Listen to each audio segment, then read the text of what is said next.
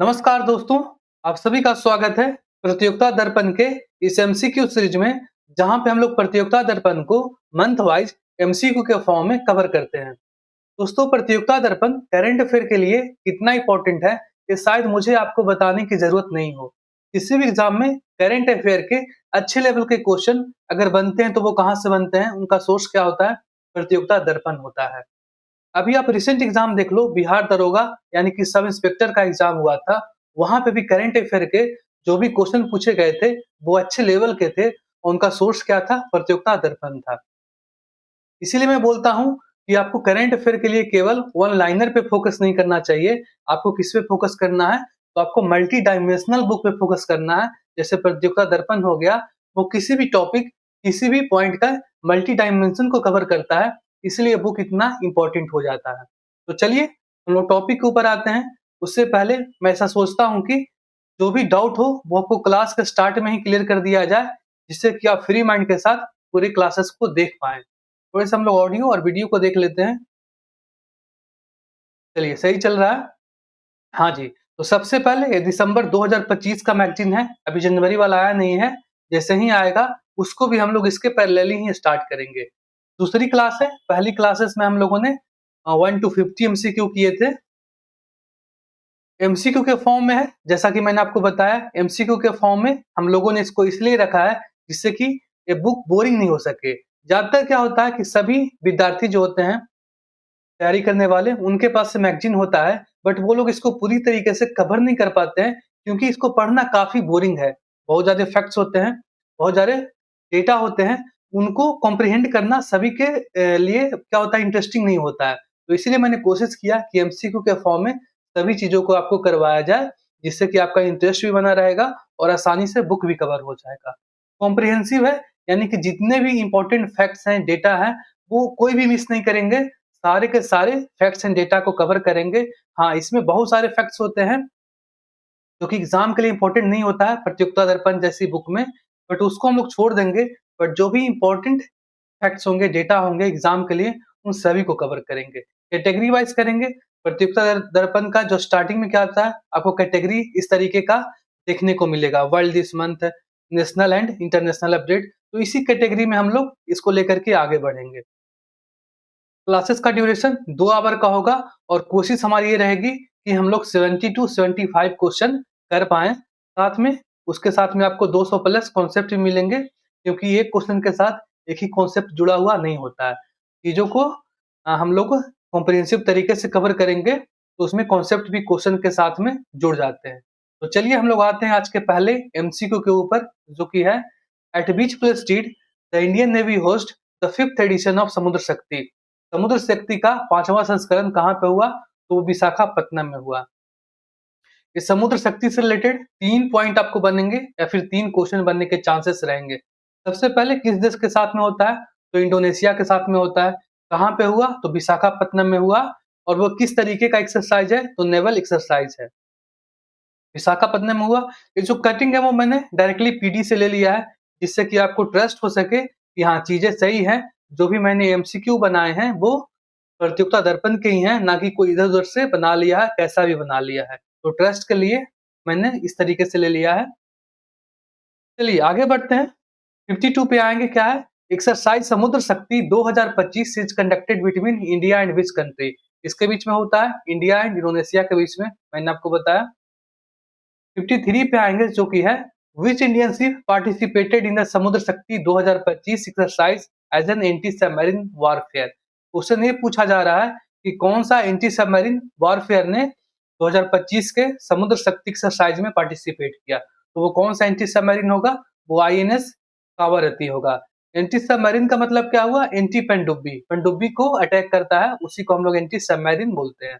हिंदी में उसको पनडुब्बी रोधी बोलेंगे। तो अब यहाँ पे देखो, जो भी हिंदी वाले दोस्त होंगे वो ऐसा नहीं समझेंगे कि सर आप क्वेश्चन केवल इंग्लिश में ही पढ़ रहे हैं। दोस्तों, मैं जो चीज़ों को समझा रहा हूँ वो आपको इंग्लिश में भी समझा रहा हूँ। तो आप ऐसा नहीं सोचेंगे कि हाँ, अ, इंग्लिश और हिंदी दोनों में समझा रहा हूँ, तो वो आप ऐसा नहीं सोचेंगे कि सर आप हिंदी में नहीं बोल रहे हैं। क्योंकि एक ही चीज़ को अगर 2-2 बार रिपीट करेंगे तो वो चीज़ें क्या हो जाएँगी? बोर हो जाएँगी आपके लिए भी। मैं थोड़े से यहाँ पे सेकंड के लिए, हाँ जी, तो सेकंड के लिए मैंने ब्रेक लिया था, वो क्या था कि इन्वर्टर को मुझे ऑन करना था।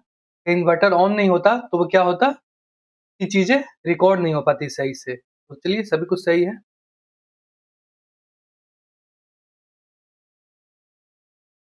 तो समुद्र शक्ति से 3 क्वेश्चन बनेंगे। सबसे पहले वो कैसे एक्सरसाइज है, तो नेवी का है। दूसरा कहाँ पे हुआ, तो विशाखापत्तनम में हुआ। किसके साथ में होता है, तो इंडोनेशिया के साथ में होता है। और चौथा ये भी बन सकता है कि कौन से जहाज ने उसमें पार्टिसिपेट किया इंडिया की तरफ से। तो वो कौन सा जहाज है, वो आईएनएस कावारती है। आगे बढ़ सकते हैं हम लोग, 54 पे आएंगे। ये जो क्वेश्चन देख रहे हैं ना आप, ये अप्रैल 2025 में पूछा गया है, बट वो मिलिट्री के ऊपर पूछा गया है। लेकिन दिसंबर 2025 में जो मैगजीन में दिया गया है वो ग्लोबल एयर पावर का दिया गया है। और जो क्वेश्चन पूछा गया है वो आपका आरआरबी जेई में वो ग्लोबल मिलिट्री पावर के ऊपर दिया गया है। तो इसीलिए मैंने एक क्वेश्चन को ले लिया कि हाँ, आप चीजों को रिलेट कर पाए, इस तरीके के क्वेश्चन पूछे जाते हैं। यहाँ पे एयर पावर है और यहाँ पे हमारा मिलिट्री पावर है। तो मिलिट्री पावर के ऊपर कौन सा क्वेश्चन पूछा गया था, पहले उसको देखते हैं। What is the India global military ranking in 2025 global fire power index. Global fire power index में इंडिया का मिलिट्री का जो रैंक था वो क्या था, तो वो 4th नंबर पे है हम लोग मिलिट्री में। कौन कौन से देश पहले हैं, तो पहला यूएसए, रसिया, चाइना, उसके बाद चौथे पे हम हैं। लेकिन यहाँ पे हम लोगों ने एयर पावर में चाइना को पीछे कर दिया है, इसलिए ये जो पॉइंट है वो इंपॉर्टेंट हो जाता है। मिलिट्री में चौथा और एयर पावर में हम लोग चाइना को पछाड़ करके तीसरे पे आ गए हैं। ये जो कटिंग देख रहे हैं ना, ये कहाँ का है, तो दिसंबर 2025 मैगजीन का है। आप इसको कंफ्यूज बिल्कुल नहीं करेंगे। 55 पे आते हैं। The global air power ranking 2025 in which India outpaced China was lead by which organisation. वही मैंने आपको बताया कि ग्लोबल एयर पावर की रैंकिंग में हम लोगों ने क्या किया, चीन को पीछे छोड़ दिया। और ये जो रैंकिंग है वो किसके द्वारा रिलीज की जाती है, तो किसके द्वारा की जाती है, WDMMA के द्वारा। फुल फॉर्म क्या है इसका, world directory of modern military aircraft. इसके द्वारा WDMMA के द्वारा ग्लोबल एयर पावर रैंकिंग निकाला गया है। उसमें हम लोगों ने चाइना को पीछे छोड़ दिया है। थोड़े से साउंड को देख लेते हैं, साउंड चल रहा है क्या सही, हाँ चलिए सही है। अभी एक्चुअली हुआ क्या था कि मैंने 10 मिनट रिकॉर्ड किया बिना साउंड का, तो इसलिए ना मुझे डर सा हो गया। 56 में आएंगे, जो कि है what is the rank of Indian air force on the world air power index in terms of total fighting strength of the various air services of different nation of the world. Simple सा question ये पूछा जा रहा है कि Indian air force का rank क्या है वर्ल्ड एयर पावर में। मतलब कि जो डिफरेंट नेशन है उनका एयर पावर में इंडिया का रैंक क्या है, तो इंडिया का रैंक कौन सा है, 3rd है। हम लोगों ने चाइना को पीछे छोड़ दिया है। और ये 2025 के अग्निवीर एग्जाम में भी पूछा गया है। लेकिन ये हमारे दिसंबर 2025 के मैगजीन पीडी में दिया गया है, इसलिए हम लोग इसको फिर से कवर कर रहे हैं। 57 पे आएंगे। Consider the following statement regarding WDMMA ranking in true value rating.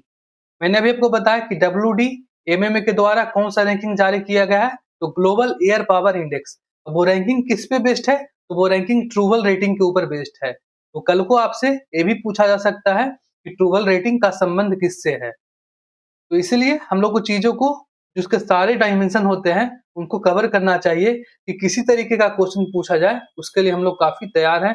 Current affair का वेटेज जो है वो दिनों दिन हर एग्जाम में बढ़ता जा रहा है। ये आपसे छुपी हुई कोई भी बात नहीं है।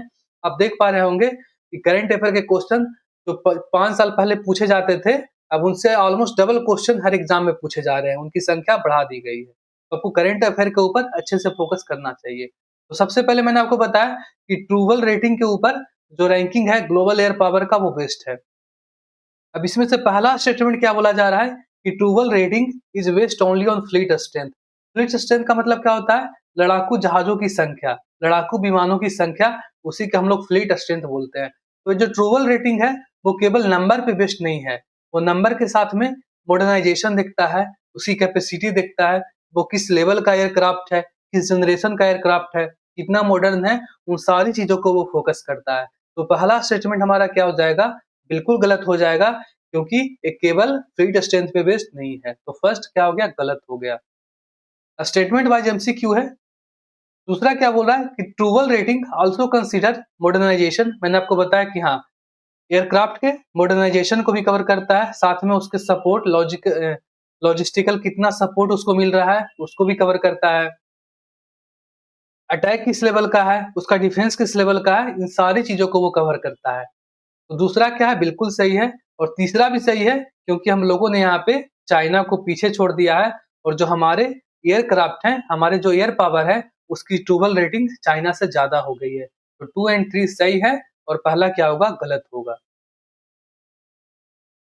इसी चीज़ को हिंदी में है, बट मैं आपको हिंदी में ही समझा रहा हूँ, तो इसलिए मैं इसको बार-बार हिंदी में रिपीट नहीं कर रहा हूँ दोस्तों, क्योंकि मुझे ऐसा लगता है कि मैं पहले इसको इंग्लिश में पढ़ूँ, फिर इसको हिंदी में पढ़ूँ, तो वो टाइम भी ज़्यादा लगेगा और चीज़ें भी बोरिंग हो जाएगी। क्योंकि अल्टीमेटली मैं आपको जो समझा रहा हूँ, वो हिंदी में ही समझा रहा हूँ। तो आई होप कि आप इस चीज़ों को कंसीडर करेंगे। स्ट्रीम कैसा चल रहा है? सही सही चल रहा है। 58 पे आते हैं। ये देखिए कटिंग है। आईटी रूल्स 2021 के ऊपर एक क्वेश्चन पूछा गया है कि according to 2025 amendment to the IT rules 2021, यानी कि 2021 का आईटी रूल्स है और वो सबसे पहले आप समझो कि वो किससे संबंधित है। तो जो आईटी रूल्स 2021 है वो ओटीटी प्लेटफॉर्म, ओटीटी किसको बोलते हैं, ओवर द टॉप, जो अपने हॉटस्टार हो गए, नेटफ्लिक्स हो गए, जियो हॉटस्टार हो गया, ये सारी चीजें क्या है, ओवर द टॉप प्लेटफॉर्म बोलते हैं इसको, क्योंकि इसके लिए हमें कुछ स्पेशल चीजों की जरूरत नहीं पड़ती है, जैसे केबल हो गया या फिर सेटअप बॉक्स वगैरह हो गया, ये डायरेक्टली आप इसको इंटरनेट पे देख सकते हैं, इसलिए हम लोग इसको ओटीटी बोलते हैं। तो ओटीटी को रेगुलेट करने के लिए आईटी रूल्स 2021 आया था, उसी से संबंधित एक क्वेश्चन पूछा गया है कि 2025 में उसको अमेंड किया गया है। तो जो अमेंडमेंट है उसमें उसके ऊपर एक क्वेश्चन पूछा गया है कि who is authorised to issue an intimation to the intermediary of the removal of unlawful content under rule 31D। ये रूल का नंबर इंपॉर्टेंट नहीं है, बस आपको यहाँ पे सिंपल सा इतना पूछा गया है कि आईटी रूल्स 2021 में जो 2025 का अमेंडमेंट किया गया है, उसके अनुसार वो कौन से लोग हैं जो सोशल मीडिया इंटरमीडियरी को कोई भी अनलॉफुल कंटेंट हटाने के लिए ऑर्डर दे सकते हैं। अब सबसे पहले समझो कि इंटरमीडियरी किसको बोलते हैं। तो सोशल मीडिया इंटरमीडियरी उसको बोलते हैं, जैसे आपका ट्विटर हो गया, जहाँ पे दो लोग क्या करते हैं, कन्वर्सेशन करते हैं। जैसे ट्विटर पे जाते हैं तो आपका अकाउंट होता है, मेरा अकाउंट होता है और हम लोग बातचीत करते हैं। आपके पोस्ट के ऊपर मैं कमेंट करता हूँ, आप कमेंट करते हैं। लेकिन उसको फैसिलिटेट कौन करवा रहा है? तो ट्विटर करवा रहा है। 2 लोग बात कर रहे हैं, मैं और आप, और जो इंटरमीडियरी है, वो क्या कर रहा है? उसको फैसिलिटेट करवा रहा है। तो इंटरमीडियरी कहाँ से आया? इंटरमीडिएट से आया, बीच वाला से आया। तो वो बीच वाला हो गया और हम लोग आपस में बात कर रहे हैं, तो हम लोग डायरेक्ट पार्टी हो गए। इसलिए उसको इंटरमीडियरी बोला जाता है। तो अगर कोई भी कंटेंट आपत्तिजनक डाला जाता है, तो उसको हटाना पड़ता है इंटरमीडियरी को, क्योंकि आपत्तिजनक कंटेंट से क्या हो सकता है? खतरा हो सकता है। तो उसीलिए उसको हटाने के लिए कौन किसको ऑथराइज किया गया है, तो वो कौन से लेवल का ऑफिसर होंगे, वो जो लेवल के जो ऑफिसर होंगे वो कौन से होंगे, या तो वो जॉइंट सेक्रेटरी लेवल के हों या फिर डीआईजी लेवल के हो। वही लोग को ये पावर मिला है कि वो लोग उनको कंटेंट हटाने के लिए ऑथराइज्ड है। समझ रहे हैं ना आपको? पहले क्या था कि ये चीजें क्लियर नहीं थी। कोई भी ऑफिसर या फिर कोई भी ऑर्गेनाइजेशन जो भी आपका गवर्नमेंट से संबंधित है, वो इश्यू कर सकता था। बट यहाँ पे उसको चेंज करके ये पावर दिया गया कि नहीं, अब डीआईजी लेवल का या फिर जॉइंट सेक्रेटरी लेवल का ऑफिसर होगा, वही सोशल मीडिया इंटरमीडियरी को कंटेंट रिमूव करने के लिए ऑथराइज्ड है। समझ गए हैं आप? क्या-क्या मैंने बताया कि सबसे पहले आईटी रूल्स 2021 किया है, तो इसमें समझो कि वो 2021 वाला जो रूल है, वो ओटीटी प्लेटफ़ॉर्म और डिजिटल न्यूज़ वाले प्लेटफ़ॉर्म, इन सभी को रेगुलेट करने के लिए बनाया गया था। क्योंकि हमारे पास उनको रेगुलेट करने के लिए स्पेशल कानून अब नहीं बने थे। उसके बाद देखो यहाँ पे क्या किया गया, यहाँ पे हम लोग जॉइंट सेक्रेटरी या फिर डी आई एम सॉरी। तो जॉइंट सेक्रेटरी या फिर डीआईजी लेवल के जो ऑफिसर होंगे, वही ऑथराइज्ड हैं उनको कंटेंट हटाने के लिए, कंटेंट हटवाने के लिए। कंटेंट हटाने की ज़रूरत क्यों पड़ती है? क्योंकि कोई गलत फैक्ट लिखा हुआ है या फिर कोई आपत्तिजनक चीज़ें सोशल मीडिया पे शेयर कर दी गई है, तो उनको हटाना पड़ेगा। और उनको हटाने के लिए ऑर्डर कौन करेगा? तो जॉइंट सेक्रेटरी या फिर डीआईजी लेवल के ऑफिसर करेंगे। चीज़ें समझ में आई आपको? आगे बढ़ते हैं। सोशल मीडिया इंटरमीडियरी कौन है? तो मैंने आपको बताया कि ट्विटर हो गया, व्हाट्सएप हो गया, फेसबुक हो गया, इन सभी चीज क्या होते हैं, इंटरमीडियरी में आते हैं, जहां पे दो लोग जाकर के इंटरेक्ट करते हैं। 59 पे आएंगे, which framework was notified by the government of India in 2021 to specifically regulate social media intermediaries, OTT platforms and digital news content. मैंने आपको बताया कि 2021 में आईटी एक्ट 2021 आया, यहाँ पे देखिए द इंफॉर्मेशन टेक्नोलॉजी एक्ट 2021, और उसी एक्ट में ये मेंशन किया गया कि रेगुलेट करना है, किसको रेगुलेट करना है, तो ओटीटी प्लेटफॉर्म्स हो गए जैसे हॉटस्टार, नेटफ्लिक्स, सोनी लिव, साथ में ही सोशल मीडिया इंटरमीडियरी यानी कि ट्विटर हो गए, फेसबुक हो गए, व्हाट्सएप हो गए, उसके साथ में डिजिटल न्यूज वाले जो भी प्लेटफॉर्म है उनको भी रेगुलेट करने का पावर आईटी रूल्स 2021 से मिलता है। आगे बढ़ सकते हैं हम लोग ना। 59 के बाद तो 60 आना चाहिए था, बट 60 हमारे पास है नहीं, तो 60 को चलिए हटा देते हैं, 61 पे ही आ जाते हैं। With reference to the IT act 2021 consider the following statement. अभी मैंने आपको बताया कि आईटी रूल्स 2021 किससे संबंधित है, तो वो ओटीटी प्लेटफॉर्म, डिजिटल न्यूज या फिर सोशल मीडिया इंटरमीडियरी, इन सभी को रेगुलेट करने के लिए आईटी रूल्स 2021 बनाया गया था। उन्हीं से संबंधित कुछ स्टेटमेंट दिए गए हैं। पहला क्या है कि significant social media intermediary is defined as a social media platform with more than 50 lakhs registered user in India. बिल्कुल सही है कि अगर किसी भी सोशल मीडिया के प्लेटफॉर्म पे 50 लाख से ज्यादा यूजर आ जाएंगे तो उनको क्या बोला जाएगा, उनको बोला जाएगा सिग्निफिकेंट सोशल मीडिया इंटरमीडियरी। यहाँ पे देखिए इससे रिलेटेड मैंने आपको एक पेपर कटिंग भी लाया है जिससे आप चीजों को रिलेट कर पाए। इकोनॉमिक टाइम्स का क्या है आर्टिकल है, government set 50 lakhs user threshold to define significant social media intermediary under the IT rules, है ना। यानी कि आईटी रूल्स 2021 से ये बोला गया था कि जिस भी यूजर प्लेटफॉर्म पे 50 लाख से ज्यादा रजिस्टर्ड यूजर हो जाएंगे वो क्या हो जाएगा, उसका नाम हो जाएगा significant social media intermediary. The rules require social media intermediaries to appoint a grievance redressal officer. बिल्कुल सही है कि कल को अगर मुझे कोई ऑब्जेक्शन होता है, अगर सोशल मीडिया पे बहुत सारे यूजर होते हैं और एक यूजर दूसरी यूजर के बारे में कुछ आपत्तिजनक चीजें पोस्ट करता है या फिर लिखता है, तो हम कहाँ पे शिकायत करेंगे, हम शिकायत करेंगे तो उस शिकायत को सुनने वाला कौन होगा। तो इसलिए आईटी रूल्स 2021 में जीआरओ बनाया गया, यानी कि ग्रीवांस रिड्रेसल ऑफिसर का अपॉइंटमेंट करना मैंडेटरी किया गया। अब यहाँ पे देखो ये क्वेश्चन क्यों इंपॉर्टेंट हो जाता है या फिर ये पॉइंट क्यों इंपॉर्टेंट है, क्योंकि आप लोगों ने पढ़ा होगा कभी न्यूज वगैरह में कि Twitter loses it's intermediary status in India, मतलब कि ट्विटर को यहाँ पे सोशल मीडिया प्लेटफॉर्म से उसको बार कर दिया गया था, ऐसा न्यूज आया था। क्यों आया था, क्योंकि ये लोग जीआरओ का अपॉइंटमेंट करने में लेट कर रहे थे, ग्रीवांस रिड्रेसल ऑफिसर का अपॉइंटमेंट करने में लेट हो रहे थे। बट हमारा आईटी रूल्स 2021 क्या बोलता है कि आपको जीआरओ अपॉइंट करना मैंडेटरी है, यूजर के कंप्लेंट को सुनने के लिए, यूजर के ग्रीवांसेस को सुनने के लिए। तो इसलिए ऐसा बोला गया था कि भाई अब तो ट्विटर इंडिया में चलेगा ही नहीं, तो इसीलिए आप अब क्या करेंगे कि आपको चीजें जैसे जैसे समझ में आएगी तो आप न्यूज़पेपर भी पढ़ेंगे ना, तो आप चीजों को रिलेट कर पाएंगे। कल को आपको सारी जो बातें है वो सुनी सुनाई लगेगी और चीजों को रिलेट करेंगे और समझ पाएंगे। ऐसा नहीं होगा कि हाँ भाई केवल लाइन बाई लाइन हम पढ़ते जा रहे हैं और चीजें क्या फ्लैशबैक हो रही है समझ में नहीं आ रहा है, ऐसा नहीं होना चाहिए। न्यूज़पेपर क्या है, करंट अफेयर का सोर्स है और करंट अफेयर आपको समझ में आना चाहिए कि हाँ ऐसा क्यों हो रहा है और क्यों किया गया था। तो ये दोनों स्टेटमेंट हमारे क्या है, यहाँ पे देखिए दोनों बिल्कुल सही है कि पहले तो आपको 50 लाख यूजर होना चाहिए सिग्निफिकेंट सोशल मीडिया के लिए फैलाने के लिए, और दूसरा आपको जीआरओ अपॉइंट करना है कस्टमर या फिर यूजर के ग्रीवांसेस को सुनने के लिए। तो हमारे दोनों स्टेटमेंट बोथ एंड 1 एंड 2 सही होंगे।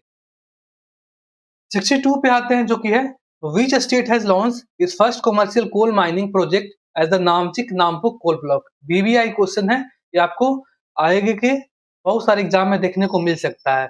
पूछा ही जा रहा है कि नामचिक नामपुक कोल ब्लॉक जो है वो कौन से स्टेट में है जहां पे पहली बार कमर्शियल माइनिंग स्टार्ट की जा रही है, तो वो कौन सा स्टेट होगा, अरुणाचल प्रदेश होगा।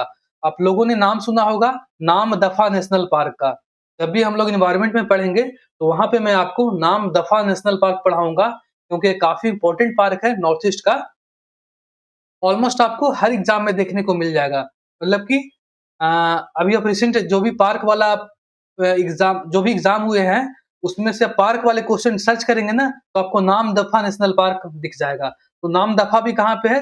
अरुणाचल प्रदेश में ही है। तो नामदफा और नामचिक रिलेट कर पा रहे हैं ना, यहाँ पे नामचिक है और यहाँ पे क्या है?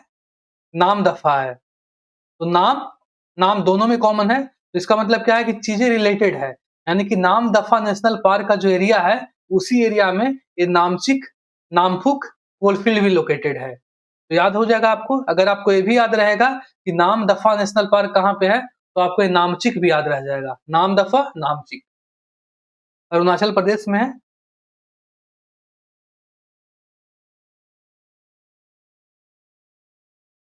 अरुणाचल प्रदेश में है और यहाँ पे पहली बार कॉमर्शियल माइनिंग स्टार्ट की जा रही है। 63 नंबर का क्वेश्चन, वो सेम क्वेश्चन नामचिक के ऊपर पूछा गया है। पहले 2025 में पूछा गया है कि नामचिक कहाँ पे है, तो अरुणाचल प्रदेश में ही है। एक क्वेश्चन पूछा गया था नामचिक के ऊपर, इसलिए मैंने इसको ले लिया कि आप चीजों को देखो कि कितनी इंपॉर्टेंट है कि इसके ऊपर क्वेश्चन ऑलरेडी पूछे जा रहे हैं। अब आगे आने की संभावना और ज्यादा हो जाएगी, क्योंकि पहली बार यहाँ से कोल निकलना शुरू हो जाएगा कॉमर्शियल लेवल पे। 64 पे आते हैं, नाम दफा के ऊपर है, जो कि स्टैटिक क्वेश्चन है। इसको हम लोग एनवायरनमेंट में पढ़ेंगे, बट मैंने इसको इसलिए ले लिया कि हाँ, नामचिक नाम दफा रिलेटेड है और नाम दफा के ही जो एरिया है उसी में नामचिक कोल्ड ब्लॉक है। 65 पे आएंगे, on the commemorative 100 coin marking 100 years of the RSS, Bharat माता इज डिपिक्टेड इन विच मुद्रा। अभी आरएसएस का 100वां साल मनाया गया है उनकी स्थापना का, तो उसी के उपलक्ष्य में प्रधानमंत्री जी ने क्या किया, एक कॉइन को लॉन्च किया 100 रुपीज का। उसमें भारत माता को दिखाया गया है। तो भारत माता है ना, तो पूछ रहा है कि इनका जो मुद्रा है वो कौन सा है। तो इनका मुद्रा क्या है? वरद मुद्रा है। वरद मुद्रा कौन सा मुद्रा होता है? ब्लेसिंग का मुद्रा होता है, जिसमें कि हाथ को ऐसे करके हम लोग ब्लेस करते हैं। बट यहाँ पे देखो क्वाइन में ये जो हाथ है वो नहीं दिख रहा है, बट ऐसा जूम किया गया है कि ये वरद मुद्रा में है और ब्लेसिंग के मुद्रा में है भारत माता। वरद मुद्रा के ऊपर आपको क्वेश्चन देखने को मिलेंगे आर्ट एंड लिटरेचर में। जब भी बुद्ध की हम लोग बात करेंगे ना, तो वहां पे हम लोग इस तरह के मुद्रा की बात करेंगे। ये क्वेश्चन देख रहे हैं, पूछा गया है ना वृद्ध मुद्रा इसमें ऑप्शन में है। तो चूंकि वृद्ध मुद्रा इंपॉर्टेंट था, इसलिए मैंने इसको ले लिया कि हाँ, इनके क्वाइन में 100 रुपए के क्वाइन क्यों निकाले गए। तो सबसे पहले देखो कि आरएसएस की स्थापना का 100 साल हुए हैं, उनमें भारत माता को दिखाया गया है, यहाँ पे देखे। और भारत माता का मुद्रा कौन सा है? तो वृद्ध मुद्रा। वृद्ध मुद्रा कहाँ पे पढ़ेंगे हम लोग डिटेल में? हम लोग जब आर्ट पढ़ेंगे और बुद्ध की बात करेंगे, तो वहां पे हम लोग एंशिएंट हिस्ट्री में वृद्ध मुद्रा की बात करेंगे। बट अभी के लिए वृद्ध मुद्रा इतना ही, यहाँ वो ब्लेसिंग से संबंधित है वृद्ध मुद्रा। क्वेश्चन नंबर 66 पे आएंगे, what was the theme of global fintech fest 2025। Global fintech fest GFF 2025 का थीम क्या था? उसका थीम था इंपावरिंग फाइनेंस और a better world power by AI। Fintech का मतलब क्या हुआ? Financial technology. मतलब फाइनेंस के फील्ड में जो भी टेक्नोलॉजी आ रहा है उसको हम लोग फिनटेक बोलते हैं। जैसे यूपीआई क्या है? एक टेक्नोलॉजी है, एक ऐप है। उस ऐप के सहारे हम लोग क्या करते हैं? फाइनेंसेस से रिलेटेड है, यानी कि पैसे को विड्रॉल करते हैं, पैसे को डिपॉजिट करते हैं, पैसे का ट्रांसफर करते हैं। तो यूपीआई भी कौन सा टेक्नोलॉजी हो गया? फिनटेक हो गया। उसी फिनटेक पे एक कॉन्फ्रेंस मुंबई में निकाला गया था, बनाया गया था, आयोजित किया गया था। उसी को हम लोग ग्लोबल फिनटेक फेस्ट बोलते हैं। उसका थीम क्या रखा गया था? उसका थीम रखा गया था कि empowering finance for a better world powered by AI। अब ये मुंबई में हुआ है तो वो इतना इंपॉर्टेंट नहीं है, बट इसका थीम इंपॉर्टेंट हो जाता है। 67 पे आएंगे, recently which country has signed defence deal to supply missile to India. हाल में ही किस देश ने भारत को मिसाइल आपूर्ति करने के लिए रक्षा समझौते पर हस्ताक्षर किया? तो कौन सा देश होगा? यूनाइटेड किंगडम होगा। साथ में हम लोगों ने यूके के साथ में सेटा एग्रीमेंट भी किया, कंप्रिहेंसिव इकोनॉमिक ट्रेड एग्रीमेंट, काफी इंपॉर्टेंट है। तो ज्यादा इसमें अभी कुछ नहीं देखना है, बस इतना ध्यान में रखना है कि मिसाइल के लिए हम लोगों ने किससे डिफेंस डील किया? तो किससे किया? यूके से किया। 68 पे आएंगे, सेटा के ऊपर मैंने अभी आपको बताया कि सेटा किसके साथ किया है? तो यूके के साथ में किया है। सेटा का फुल फॉर्म क्या है? तो comprehensive economic trade agreement. India recently signed the comprehensive economic and trade agreement with which country under which about 99% of India export are to receive duty free access. Bharat ने हाल में ही किस देश के साथ सेटा साइन किया है, जिसके तहत भारत के लगभग 99% निर्यात ड्यूटी फ्री पहुंचेंगे वहां पे। तो किसके साथ किया हम लोगों ने? यूनाइटेड किंगडम के साथ में किया। होगा क्या इसमें कि इंडिया से जो भी एक्सपोर्ट जाएंगी, जो भी वस्तुएं कहाँ पे जाएंगी? यूनाइटेड किंगडम में जाएगी, तो उसमें 99% चीजों पे ड्यूटी फ्री हो जाएगा। यानी कि जो ड्यूटी लगता है, कस्टम ड्यूटी, वो क्या हो जाएगा? नहीं लगेगा। उससे जो हमारे प्रोडक्ट हैं वो चीपर हो जाएंगे, सस्ते हो जाएंगे, और हम लोग वर्ल्ड लेवल पे जो भी प्रोडक्ट निकलेंगे उनसे कम्पिटिट कर पाएंगे। चाइना का प्रोडक्ट सस्ता होता है, उससे कम्पिटिट करने के लिए आपको क्या करना पड़ेगा? आपको चीजों को सस्ता करना पड़ेगा। सस्ता करने के लिए उस पे ड्यूटी कम करना पड़ेगा। तो इसीलिए जो एग्रीमेंट है वो इतना इम्पोर्टेंट हो जाता है। हमारी वस्तुएं क्या हो जाएंगी? हमारा जो एक्सपोर्ट जो होगा वो सस्ता हो जाएगा, और उसके कारण हमारी जो चीजें हैं वो भी कम्पिटिटिव हो जाएंगी इंटरनेशनल लेवल पे और यूके के मार्केट में। इसके ऊपर देखिए, जब एग्रीमेंट साइन नहीं किया गया था, एग्रीमेंट तो 2000 अक्टूबर में साइन किया गया है, बट उससे पहले देखो, जब साइन नहीं किया गया था, जब निगोशिएशन चल रहा था, तो उसी समय क्वेश्चन पूछा गया था आपका 5 जून 2025 को एनटीपीसी ग्रेजुएट लेवल वाला एग्जाम में, कि what percentage of the India UK free trade agreement has been finalised. मतलब कि जो इंडिया यूके का ट्रेड एग्रीमेंट हो रहा है वो अभी तक कितना फाइनलाइज हुआ है, तो उसमें 90% ही हुआ था। अब ये क्वेश्चन का इंपॉर्टेंट नहीं है, क्योंकि अब हम लोग क्या कर चुके हैं, इसको 100% साइन कर चुके हैं ना। मतलब इसमें 99% जो वस्तुएं होंगी हमारे, वो ड्यूटी फ्री होंगे। तो अब ये क्वेश्चन का इंपॉर्टेंट नहीं है, बट वो मैं आपको दिखाना ये चाह रहा हूँ कि कितनी इंपॉर्टेंट है, कि जब ये निगोशिएशन चल रहा था दो देशों के बीच में, तब ये क्वेश्चन पूछा गया था। इसलिए ये टॉपिक काफी इंपॉर्टेंट है, आपको फोकस करना पड़ेगा। अगले क्वेश्चन पे आते हैं। What is the projected annual growth rate of India UK bilateral trade under the new free trade agreement? अब इसका जो नाम है वो फ्री ट्रेड नहीं है, इसका नाम क्या है? सेटा नाम है, CETA, comprehensive economic trade agreement. ठीक है। अब इसमें क्या बोल रहा है कि जो ट्रेड का जो ग्रोथ रेट होगा इंडिया यूके के बीच में, वो कितने परसेंट से ग्रो होने के चांसेस है? तो वो कितने परसेंट है? 15% है। 15% से इंडिया यूके के बीच में ट्रेड वैल्यू ग्रो करेगा। यहाँ पे देखिए, जो रिसेंट में जो भी ट्रेड एग्रीमेंट साइन किए गए हैं उनका मैंने यहाँ पे लिख लिया है, क्योंकि आपको नाम पूछा जाएगा, साल पूछा जा सकता है, और कंट्री पूछा जा सकता है। जैसे यूके के साथ हम लोगों ने सेटा किया है 2025 में, उसके साथ में हम लोगों ने न्यूजीलैंड के साथ 2026, सॉरी, यू के साथ में, यूरोपियन यूनियन के साथ में हम लोगों ने 2026 में एफटीए किया है, जिसका नाम क्या है? Mother of all trade deals. तो इस तरीके से जो भी 2024 में और 2025-26 में जो ट्रेड डील हुए हैं, उनको आपको ध्यान में रखना पड़ेगा। तो ये यूयू वाला हो गया, दूसरा यूके वाला हो गया, उसके साथ में ओमान के साथ किया है, न्यूजीलैंड के साथ में किए हैं, और ईएफटीए टेपा है। तो इन चारों को, यानी कि 2024, 25 और 26 में जो भी ट्रेड डील हो रहे हैं, उसको आपको ध्यान में रखना ही पड़ेगा। अब यहाँ पे मैंने कुछ पॉइंट्स आपको दिखा दिए हैं कि कौन-कौन सी वस्तुएं इंडियन एक्सपोर्टर्स को फायदा करेगी, और कौन-कौन से वस्तुएं ब्रिटेन एक्सपोर्टर के लिए फायदेमंद होगी। तो इंडिया के लिए टेक्सटाइल, मैरीन प्रोडक्ट्स, एग्रीकल्चर ही है। तो टेक्सटाइल वगैरह में जो भी हम लोग एक्सपोर्ट करते हैं, उसमें फायदेमंद रहेंगे हमारे जो एक्सपोर्टर हो गए। उसके साथ में ही ब्रिटेन से क्या-क्या वस्तुएं यहाँ पे आएगी ड्यूटी फ्री? तो स्कॉच एंड विस्की हो गया, ऑटोमोबाइल्स हो गए, जो महंगे-महंगे कार होते हैं ना, BMW वगैरह, तो वो चीजें इंडिया के यूके के थ्रू आएंगी, तो वो सस्ती हो जाएंगी। इसके डिटेल में अभी हम लोग को ज्यादा नहीं जानना है। ये मेंस के पर्सपेक्टिव से क्या इंपॉर्टेंट है, कि अगर आपको एसे वगैरह लिखने के लिए आएगा, या फिर मेंस में क्वेश्चन आता है इंडिया यूके सेटा के ऊपर, तब आप इन चीजों को देख करके जाएंगे कि हाँ भाई, इंडिया एक्सपोर्टर के लिए कौन कौन सी चीजें सस्ती होंगी, और यूके के लिए कौन कौन सी चीजें सस्ती होंगी।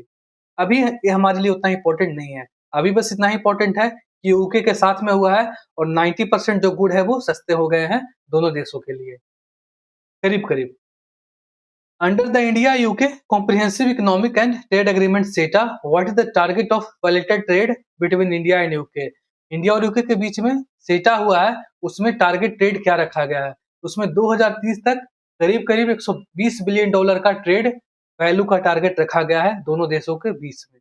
ये नंबर इंपॉर्टेंट है, 120 आसपास है, कहीं कहीं पे आपको 112 भी देखने को मिलेगा, कहीं कहीं पे 115 भी मिल सकता है, बट हाँ 120 के आसपास है, आप इसको ध्यान में रखना है। और 2030 तक का ये टारगेट है, आप उसको भी ध्यान में रखेंगे। थोड़े से देखते हैं हम लोगों का कैसा चल रहा है स्ट्रीम। चलिए सही चल रहा है। 21 पे आएंगे। The university of Surrey has announced the setting of its offshore campus in which Indian city. University of Surrey के द्वारा भारत के किस शहर में अपना ऑफशोर कैंपस स्थापित करने की घोषणा की गई है? तो वो कौन सा सिटी है? वो गिफ्ट सिटी है। कहाँ पे? गुजरात में है। और वो सेटा के अंतर्गत ही इन चीजों को डिस्कस किया गया है कि सर्रे का university offshore campus gift city में लगाएगा। 72 में आते हैं।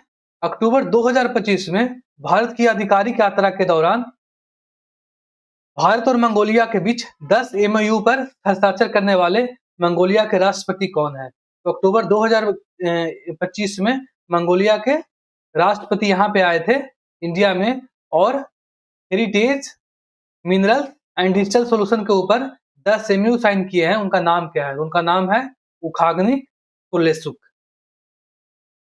अब इंडिया मंगोलिया के ट्रेड के ऊपर आपको ज्यादा नहीं जानना है या फिर इस डील के ऊपर ज्यादा नहीं जानना है, बस उनके जो राष्ट्रपति विजिट किए हैं उनका नाम आपको ध्यान में रखना ही चाहिए क्योंकि वो रिसेंट में आए हैं। तो आगे क्वेश्चन में आपको देखने को मिल सकता है। साथ में ही आपको ये जो फील्ड है हेरिटेज वाला, मिनरल्स वाला और डिजिटल सोल्यूशन वाला, इसको ध्यान में रखना है कि किस फील्ड में एग्रीमेंट साइन किए गए हैं। जैसे अभी किसी एग्जाम में इंडिया और ऑस्ट्रेलिया के ट्रेड एग्रीमेंट के ऊपर पूछा गया था कि इंडिया और ऑस्ट्रेलिया ने किस सेक्टर में एमओयू साइन किया है। तो आपको ये चीजें ध्यान में रखनी है मोटा मोटी कि हाँ किस फील्ड में साइन किया गया है भैया। तो कौन कौन सा फील्ड है? एक हेरिटेज वाला है, दूसरा मिनरल्स वाला है और तीसरा डिजिटल सोल्यूशन वाला है।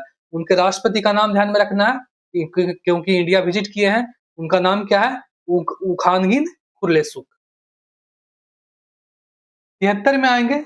The 51st G7 summit held in June 2025 was hosted by which country? जून 2025 में आयोजित 51वां G7 समिट किस देश द्वारा आयोजित किया गया था? तो कहाँ पे हुआ था? कनाडा में हुआ था। अब आप सोच रहे होंगे इस तरह हम लोग दिसंबर 2025 का मैगजीन पढ़ रहे हैं, बट ये जून का न्यूज क्यों यहाँ पे आ रहा है? जून का न्यूज यहाँ पे इसलिए आ रहा है दोस्तों क्योंकि हमारे जो कनाडा से संबंध थे वो 2023 से में बिल्कुल खराब हो गए थे। वो जो निज्जर हत्याकांड हुआ था, निज्जर की हत्या हुई थी खालिस्तानी का, तो उसमें कनाडा के जो प्रधानमंत्री थे उस समय जस्टिन ट्रूडो, उन्होंने इंडिया के प्राइम मिनिस्टर को एक्यूज किया था कि आपने ही उसको मरवा दिया है। उसके बाद से इंडिया और कनाडा के पूरे जो संबंध थे वो खराब हो गए थे। बट अभी G7 समिट जब 2025 में हुआ कनाडा में, तो वहां कनाडा के नए पीएम बने और इंडिया के प्राइम मिनिस्टर को वहां पे बुलाया गया था आउटरीच कंट्री। इंडिया G7 का मेंबर नहीं है। इंडिया एज G7 का जो मेंबर, रेगुलर मेंबर अटेंड नहीं किया था summit, as a outreach member attend किया था। तो यहाँ पे आपको ये भी पॉइंट ध्यान में रखना है कि इंडिया G7 का मेंबर नहीं है, बट हमारे पीएम को बुलाया गया था। क्यों बुलाया गया था? कि एज ए आउटरीच नेशन बुलाया गया था। साथ में ही जून का न्यूज क्यों यहाँ पे इंपॉर्टेंट हो रहा है? क्योंकि जून 2025 में हमारे जो कनाडा से संबंध है वो ठीक होना शुरू हो गए क्योंकि 2023 से संबंध खराब हो गए थे निज्जर हत्याकांड के बाद में। अब इसी के बाद में इसी समिट में कनाडा में जो हुआ वहां पे हमारे पीएम गए और कनाडा के पीएम वहां पे मिले उनसे, उसके बाद में वहां पे संबंध ठीक होने का कोशिश, दोनों के बीच में कोशिश करने की, सुलह करने की या फिर संबंध को ठीक करने की कोशिश की गई। उसी के बाद में वहीं पे डील हुआ कि हाँ हमारे जो फॉरेन मिनिस्टर हैं, यानी कनाडा के फॉरेन मिनिस्टर हैं अनीता आनंद, वो इंडिया जाएंगी अक्टूबर में और वहां पे ट्रेड एग्रीमेंट वगैरह साइन किया जाएगा। तो समझ रहे हैं ना कि जून का न्यूज क्यों इंपॉर्टेंट हो गया? क्योंकि अक्टूबर में अनीता आनंद इंडिया आई और ये डिसीजन कहाँ पे हुआ? तो जून 2025 में जो G7 का समिट हुआ था वहां पे फैसला लिया गया था। तो इसीलिए हम लोगों ने G7 समिट को यहाँ पे पढ़ लिया। समझ में आया? रिपीट कर देता हूँ एक बार। 2023 से हमारे संबंध कनाडा से खराब हो गए थे निज्जर हत्याकांड के बाद में, बट G7 समिट जून 2025 में कनाडा में हुआ। तो वहां पे हमारे इंडिया के पीएम को बुलाया गया एज ए आउटरीच मेंबर और वहां पे कनाडा के पीएम से मिले, नए पीएम से, और वहां पे कोशिश की गई कि चलिए जो बात खत्म हो गई इसको खत्म करते हैं। अब हम लोग नए वहां के जो पीएम थे वो नए बने थे तो नए संबंधों को स्टार्ट किया जाए। इसी सिलसिले में अक्टूबर 2025 में हमारी जो फॉरेन मिनिस्टर है अनीता आनंद वो इंडिया विजिट करेगी और वहां पे ट्रेड एग्रीमेंट साइन होगा। तो इसलिए न्यूज इंपॉर्टेंट है। अब यहाँ पे देखो, एक एक आपको इस पे पूछा जाता है कि कनाडा में हुआ, और अभी बिहार का एग्जाम में पूछा गया है कि कनाडा के किस शहर में हुआ, तो कहाँ पे हुआ, कनिष्क में हुआ। ये भी आपको ध्यान में रखना है, ठीक। सबसे पहले कनाडा में हुआ और कनाडा के किस शहर में हुआ, ये भी आपको ध्यान में रखना है। 75 पे आते हैं। Which of the following country has appointed Anita Anand of Indian origin it's new foreign minister. अभी मैंने आपको बताया कि कनाडा की फॉरेन मिनिस्टर बनी है और इंडिया ओरिजिन है, इसलिए क्वेश्चन इंपॉर्टेंट हो जाता है। अक्टूबर 2025 में इंडिया आई हैं। जून 2025 में संबंधों को फिर से रीडेवलप करने के लिए ये फैसला वहां पे लिया गया था G7 के समिट में।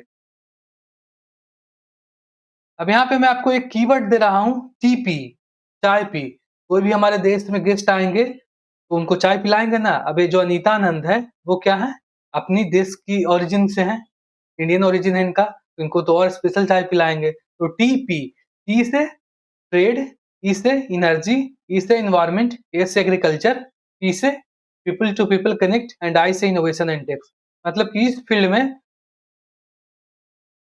एग्रीमेंट को साइन किया गया है जब अनीता आनंद आई थी। तो क्योंकि ये क्वेश्चन आपसे पूछा जाता है कि रिसेंटली इंडिया और कनाडा ने किस फील्ड में कोऑपरेशन या फिर एग्रीमेंट साइन किए हैं, तो उसमें क्लास में क्या करेंगे, टीचर को गाली देंगे, ये तो पढ़ाया ही नहीं, ऐसा करंट अफेयर होता है क्या।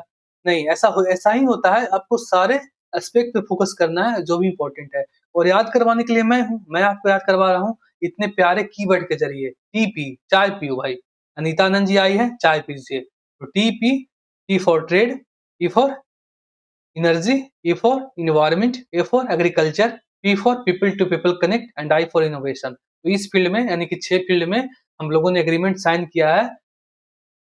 अब यहाँ पे देखो एक और क्वेश्चन बनता है इनके आने के बाद से। During the recent visit of the Canadian foreign minister to India, which mechanism was proposed to be re-established to enhance the cooperation in energy sector। यहाँ पे क्वेश्चन ये पूछा जा रहा है कि री-एस्टैब्लिश, देखिए री-एस्टैब्लिश मतलब कि दोबारा से एस्टैब्लिश किया जाएगा। 2023 में हमारे कनाडा के साथ में संबंध खराब हो गए, तो जो कोऑपरेशन था वो बिल्कुल बंद हो गए थे, लेकिन फिर से उसको री-एस्टैब्लिश किया जाएगा।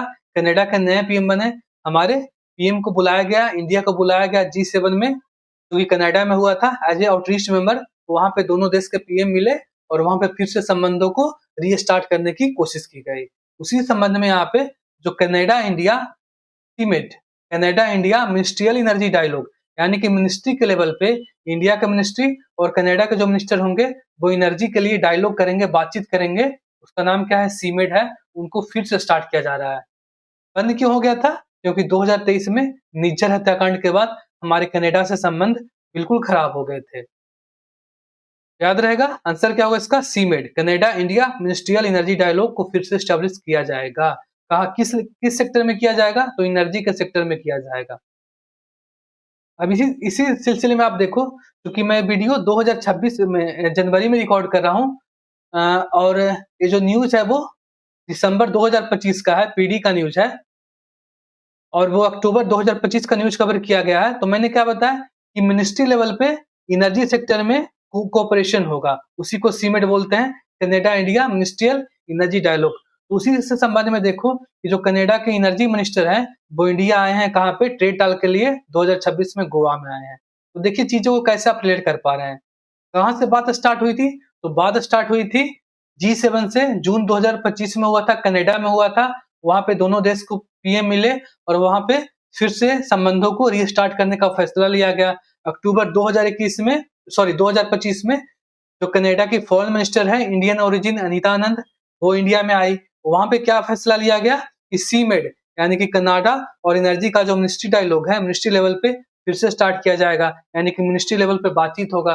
तो फिर से देखो कि जो जनवरी 2026 में है, कनाडा के एनर्जी मिनिस्टर इंडिया पे आते हैं। तो देखते हैं ना कैसे चीजें रिलेट होती है। आप इस तरीके से पढ़ेंगे ना तो आपको प्रतियोगिता दर्पण कभी बोरिंग नहीं लगेगा, और बाकी चीजें को समझाने के लिए मैं यहाँ पे हूँ। अब यहाँ पे देखिए ये पीडी का कटिंग है। अब आपको इन सारी चीजों को पढ़ने में दिक्कत होता होगा ना कि सर कैसे पढ़ें, क्या समझे। तो इन चीजों को समझाने के लिए मैं हूँ। मैं 5 मिनट में इन सारे पॉइंट्स को कवर कर लूंगा। आप 5 मिनट पेशेंस के साथ सुनेंगे कि हाँ, जब वो अनीता आनंद इंडिया में आई तो कैसे कैसे कौन कौन चीजों पे कोऑपरेशन हुआ और इन चीजों में क्या क्या हमें ध्यान में रखना है। सारी चीजों को मैं आपको समझाता हूँ, बस थोड़े से टाइम देंगे आपको बिल्कुल भी ये चीज़ बोर नहीं करेगा, आपको इंटरेस्टिंग लगेगा। सबसे पहले क्या है? देखिए ट्रेड एंड इन्वेस्टमेंट है, तो मैंने क्या बोला कि ट्रेड एंड इन्वेस्टमेंट में मिनिस्ट्री लेवल पे डिस्कशन स्टार्ट किया जाएगा, जो कि रुक गया था। क्यों रुक गया था भाई? तो वो रुक गया था निज्जर हत्याकांड के बाद 2023 में, तो उसी उसके बाद से फिर से यहाँ पे स्टार्ट किया जाएगा। इसमें कोई दिक्कत नहीं है भाई, स्टार्ट करेंगे। दूसरा क्या है यहाँ पे? एनवायरनमेंट है। एनवायरनमेंट में आप देखो, ये क्या है? Renewable energy capacity. इंडिया का जो रैंक है वो रिन्यूएबल एनर्जी में कितना है? 4th है। हम लोग कनाडा से जो टोटल कैपेसिटी है उसमें काफ़ी आगे हैं और हमारा ओवरऑल रैंकिंग जो है वो कितना है? 4th है। तो इसमें हम लोग कोऑपरेशन करेंगे। कोऑपरेशन की बात हो जा रही है, तो कुछ चीज़ें हम लोगों को कनाडा को शेयर करेंगे, कुछ चीज़ें कनाडा शेयर करेगी। कनाडा क्या है? हाइड्रो एनर्जी में बहुत अच्छा काम करता है। हम लोग सोलर एनर्जी में बहुत अच्छा करते हैं, तो कोऑपरेशन हो जाएगा। अब देखिए क्वेश्चन कैसे पूछा गया है, मैं आपको दिखाता हूँ यहाँ पे। ये देखिए, बीपीएससी 63rd का क्वेश्चन है कि what is the share of hydro electric power in the total electricity produce in India. मतलब कि इंडिया में जो टोटल इलेक्ट्रिसिटी बनते हैं उसमें हाइड्रो इलेक्ट्रिक का शेयर कितना है। तो मैंने क्या बताया कि हमारा जो है सोलर पावर में हम लोग अच्छा काम कर रहे हैं, बट हाइड्रो में हम लोग थोड़े कमजोर हैं। हमारा शेयर अप्रोक्स कितना है? 22% के करीब है। बट कनाडा हाइड्रो में, मतलब कि जो टोटल कैपेसिटी इलेक्ट्रिसिटी का है उसमें हाइड्रो का शेयर कनाडा के लिए 60% है। हमारा कितना है? 22% है। तो हम लोग कहीं न कहीं कनाडा से पीछे जा रहे हैं और इसके ऊपर क्वेश्चन भी पूछा गया है। तो ये फैक्ट उसको आपको इसको ध्यान में रखना भी पड़ेगा कि हाँ भाई हाइड्रो में हम कैसा कर रहे हैं, सोलर में कैसा कर रहे हैं। तो वो मैं आप मेरे ऊपर छोड़ देंगे, मैं सारी चीज़ों को आपको याद करवाता जाऊँगा और रिलेट भी करवाता जाऊँगा कि आपको चीज़ों को पढ़ने में क्या होगा? आसानी होगा और इंटरेस्टिंग होगा। सो इसीलिए हम लोगों ने क्या किया? कोऑपरेशन किया रिन्यूएबल एनर्जी में। हम कुछ हाइड्रो के टिप्स देंगे, सॉरी हम कुछ हाइड्रो के टिप्स कनाडा से लेंगे और कनाडा को हम लोग सोलर का टिप्स देंगे। डिकार्बोनाइजिंग हेवी इंडस्ट्रीज। अब यहाँ पे देखो जो हेवी इंडस्ट्रीज होते हैं किसको बोलते हैं? तो मेटल या फिर जो स्टील वाले इंडस्ट्री होते हैं उनको हम लोग हेवी इंडस्ट्री बोलते हैं। हेवी क्यों बोलते हैं? सबसे पहले आप देखो मेटल वगैरह जो होते हैं, आयरन वगैरह वो हेवी होते हैं, साथ में उसको काफ़ी एनर्जी की ज़रूरत होती है। उसको हम लोग डायरेक्टली रिन्यूएबल एनर्जी से ऑपरेट नहीं कर सकते हैं क्योंकि उसमें एक्सट्रीम हीट की ज़रूरत पड़ती है। तो यहाँ पे हमें क्या करना पड़ेगा उसके पॉल्यूशन को रोकने के लिए कि चलिए हम लोग पूरी तरीके से रिन्यूएबल पे शिफ्ट तो नहीं कर पा रहे हैं, बट जो इंडस्ट्री से कार्बन निकलेगा उसको हम लोग स्टोर कर लेंगे, कैप्चर कर लेंगे, स्टोर कर लेंगे और दूसरे चीज़ में यूज़ करेंगे। उसी को बोलते हैं carbon capture utilisation and storage, CCUS बोलते हैं। CCUS carbon capture utilisation and storage. कल को आपको सीसीयूएस का फुल फॉर्म भी पूछा जा सकता है। Recently CCUS in news, what is the full form of CCUS? तो क्या फुल फॉर्म होगा? Carbon capture utilisation and storage. मतलब कि जो भी हेवी इंडस्ट्री से कार्बन डाइऑक्साइड निकलेगा उसको हमें कैप्चर करना है, उसके बाद उसको स्टोरेज करना है और यूटिलाइजेशन करना है। उसमें कनाडा बहुत अच्छा कर रहा है। कनाडा कनाडा का जो रैंकिंग है वो सीसीयूएस टेक में 2nd या 3rd है। यहाँ पे देखो, मैं आपको दिखा देता हूँ, देखिए। सीसीयूएस के फील्ड में कनाडा का एक्सपर्टाइज़ है और वो ओवरऑल 3rd रैंकिंग में उसको दिया गया है, 3rd, 4th। ये रैंकिंग इम्पोर्टेंट नहीं है, बट मैं ऐसा बोल रहा हूँ कि सीसीयूएस में कनाडा अच्छा कर रहा है कार्बन कैप्चर में, तो इसीलिए हम लोग कोऑपरेशन करेंगे। हमें ज़रूरत है भाई, हमें अपनी कार्बन को कैप्चर करके स्टोर करना है ताकि क्या हो सके, पॉल्यूशन कम हो सके। तो कनाडा उसमें क्या एक्सपर्टाइज़ है, तो हम लोगों ने उनका मदद माँग लिया, कोऑपरेशन माँग लिया। कोई दिक्कत नहीं इसमें। Reducing plastic pollution, plastic reduce करना है। प्लास्टिक पॉल्यूशन के ऊपर एक क्वेश्चन अभी पूछा जाएगा आपसे। रिसेंटली अगस्त 2025 में क्या हुआ था ना कि प्लास्टिक के ऊपर एक जेनेवा में कन्वेंशन हुआ था और एक क्वेश्चन पूछा भी गया है। देखिए, सारे करंट अफेयर के पार्ट है दोस्तों, और जो भी क्वेश्चन उस चीज से रिलेटेड पूछा गया है मैं उसको इसी कोर्स में डाल दिया हूँ, ताकि आप चीजों को बिल्कुल बेहतर तरीके से आप समझ पाएं, रिलेट कर पाएं। यहाँ इस तरीके के क्वेश्चन पूछे भी जा रहे हैं। देखिए क्वेश्चन क्या पूछा गया है कि when and where is the second part of the 5th session of the inter governmental negotiating committee INC on plastic pollution schedule to take place. मैंने आपको बताया ना कि प्लास्टिक पोल्यूशन के ऊपर अगस्त 2025 में जेनेवा स्विट्जरलैंड में क्या हुआ है, कॉन्फ्रेंस हुआ है और एक नेगोशिएशन हुआ है कि दुनिया के जो भी देश हैं वो आना चाहते हैं वो आइए और प्लास्टिक पोल्यूशन के ऊपर हम लोग एक अलायंस बनाने की कोशिश करते हैं। उसी के लिए नेगोशिएशन चल रहा था। तो अगस्त 2025 में ये नेगोशिएशन हुआ जिनेवा में, तो उसका असर हमें देखने को मिलेगा ना। यहाँ पे अक्टूबर में आई और कनाडा क्या करता है, क्लीन टेक में बहुत आगे है, क्लीन टेक्नोलॉजी में। जैसे कनाडा का जो रैंकिंग है 2024 का, यहाँ पे देखिए, 2024 का क्या है, global clean tech innovation index है, उसमें कनाडा सेकंड आया है। तो इसका मतलब है कि क्लीन टेक्नोलॉजी में, यानी कि वेस्ट मैनेजमेंट में टेक्नोलॉजी के थ्रू, क्लीन टेक किसको बोलेंगे कि वेस्ट मैनेजमेंट या फिर वैसा टेक्नोलॉजी जिससे कि हम लोग एनवायरनमेंट को क्लीन कर रहे हैं, क्लीन टेक हो गया। तो क्लीन टेक इनोवेशन में कनाडा का रैंक क्या है, सेकंड है। यानी क्लीन टेक में कनाडा बहुत अच्छा कर रहा है, तो हम उनके कोऑपरेशन की जरूरत होगी भाई। तो प्लास्टिक पोल्यूशन को भी कम करना क्लीन टेक में ही आएगा, टेक्नोलॉजी से हम लोग प्लास्टिक पोल्यूशन को कम करेंगे, तो कनाडा का कोऑपरेशन चाहिए। साथ में देखिए एनर्जी के ऊपर हम लोगों ने क्या किया है, एलपीजी और एलएनजी के लिए हम लोगों ने ट्रेड के लिए एग्रीमेंट साइन किया है। क्यों साइन किया है, यहाँ पे मैं आपको समझा देता हूँ, 1 मिनट का समय लूंगा बस। ये देखिए यहाँ पे क्या है, कनाडा है, और यहाँ पे नीचे में क्या है, यूएसए है, ये पैसिफिक ओशियन है। आप वर्ल्ड का मैप देखेंगे तो आपको समझ में आएगा। और यहाँ पे एशिया है, चाइना हो गया यहाँ पे, इधर में कहीं पे इंडिया है जो कि मैप में नहीं दिख रहा है। तो होता क्या है दोस्तों कि जो कनाडा है वो एलएनजी प्रोड्यूसर है, मतलब कि टॉप 5 कंट्रीज में आता है, और उसका जो जो वो एक्सपोर्ट करता है वो केवल यूएसए को करता है अभी तक। कनाडा एलएनजी क्या है, एक्सपोर्टर है, और वो किसको एक्सपोर्ट करता है, तो यूएसए को करता है। बट हो क्या रहा है यहाँ पे कि यूएसए को प्रोडक्शन, यूएसए में, अमेरिका में प्रोडक्शन जो है वो काफी ज्यादा हो गया एलएनजी का, तो यूएसए कनाडा से एलएनजी लेना बंद कर दिया। तो कनाडा को दूसरा मार्केट देखना होगा, तो कनाडा इस रास्ते से, यहाँ पे क्या है, वैंकूवर है, और यहाँ से इस रास्ते से वो चाह रहा है कि हम लोग सी रूट के थ्रू एशिया में एंट्री कर जाएं। इसी के लिए उसने इंडिया के साथ में भी एलएनजी के ऊपर एग्रीमेंट साइन किया। तो आपको थोड़ी बहुत चीजें देखने को मिलेंगी कि हाँ ऐसा क्यों किया, आखिर कनाडा या फिर इंडिया ने ऐसा क्यों किया, कनाडा का क्या फायदा होगा, क्योंकि कनाडा क्या है, टॉप 5 एलएनजी एक्सपोर्टर है, प्रोड्यूसर है। बट उसका जो एक्सपोर्ट है वो कहाँ जाता है, तो वो केवल यूएसए में जाता है। मतलब कि यूएस से क्या है, उसका केवल ओनली कस्टमर है। बट यूएस अब उससे एलएनजी खरीदना बंद कर दिया। क्यों कर दिया, क्योंकि यूएसए का प्रोडक्शन ज्यादा हो गया। तो कनाडा को नया मार्केट चाहिए, तो नया मार्केट के लिए उसको एशिया में आना पड़ेगा, जो अभी मैंने आपको मैप दिखाया। तो उसी के लिए उन्होंने इंडिया में एग्रीमेंट साइन किया कि किसी तरीके से हमें इंडिया, चाइना, इस तरीके का जो एशिया में मार्केट है वो एक्सेस हो जाए।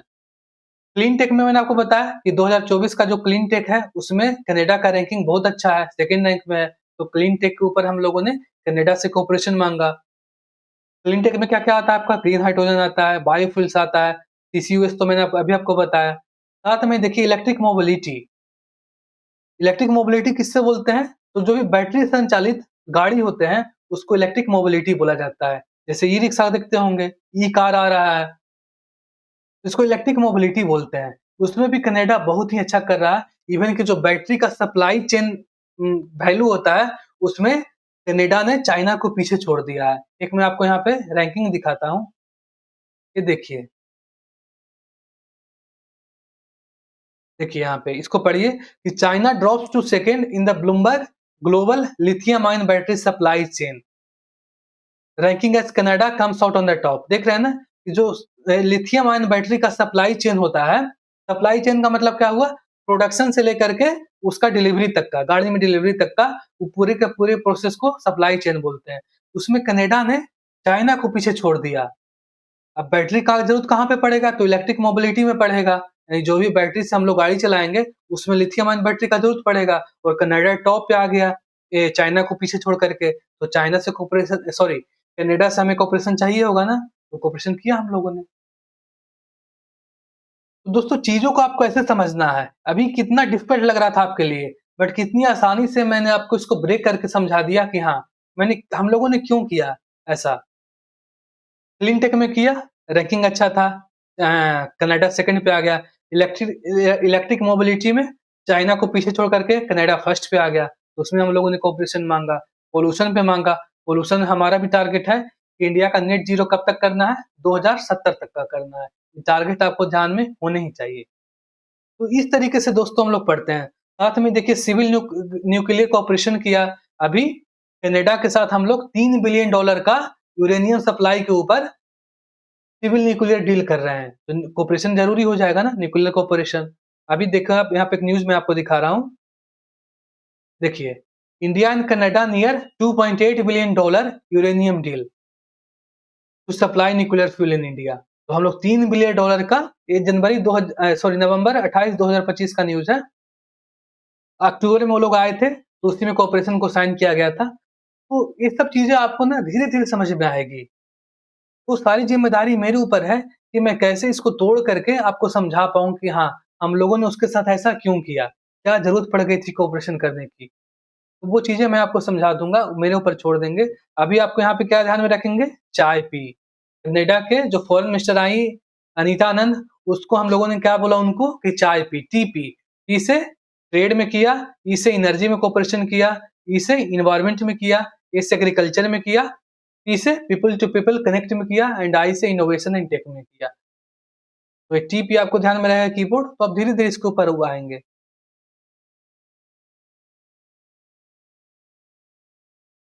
आगे बढ़ते हैं, एग्रीकल्चर में हम लोगों ने ऑर्गेनिक फर्टिलाइज़र के लिए किया कनाडा के साथ में। अब देखिए ऑर्गेनिक फर्टिलाइज़र में जो हमारा रैंक है वो सेकंड है। किसमें रैंक है? तो वर्ल्ड ऑर्गेनिक एग्रीकल्चर लैंड में। यानी में दुनिया में हम लोग एग्रीकल्चर लैंड जो कि ऑर्गेनिक फर्टिलाइज़र से खेती होता है उसमें हम लोग सेकंड हैं। तो हम लोग उसमें कनाडा को सपोर्ट करेंगे।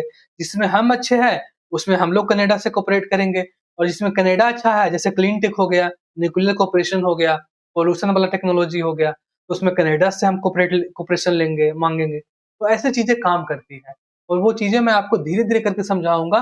हो सके आपको यहाँ पे 10% ही समझ में आए, बट घबराना नहीं है। ये चीज़ें धीरे-धीरे बढ़ कर के ना अभी 10% समझ में आ रही है ना, और अगर मैं इसी तरह से आपको बताता रहूँ और आप क्लास को अटेंड करते रहें, तो वो 10% 20% में बदल जाएगा और पता नहीं चलेगा कि कब 100% में बदल जाएगा। मतलब दुनिया के पूरे करंट अफेयर की चीज़ें जो भी पीडी में दी गई है, आपको धीरे-धीरे करके हर एक चीज़ समझ में आएगी और आप किसी भी चीज़ से डर करके भागेंगे नहीं।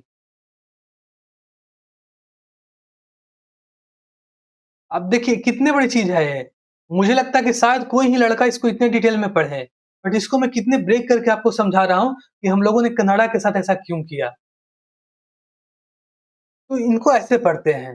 अब उसी बीच में उससे रिलेटेड कोई क्वेश्चन बन जाएँगे, कोई क्वेश्चन एग्ज़ाम में आए होंगे, उन सभी क्वेश्चन को हम लोग यहाँ पे ला करके डिस्कस करेंगे। जैसे कि ये वाला क्वेश्चन हो गया, प्लास्टिक पॉल्यूशन से रिलेटेड। ये वाला क्वेश्चन हो गया हाइड्रो पावर से रिलेटेड।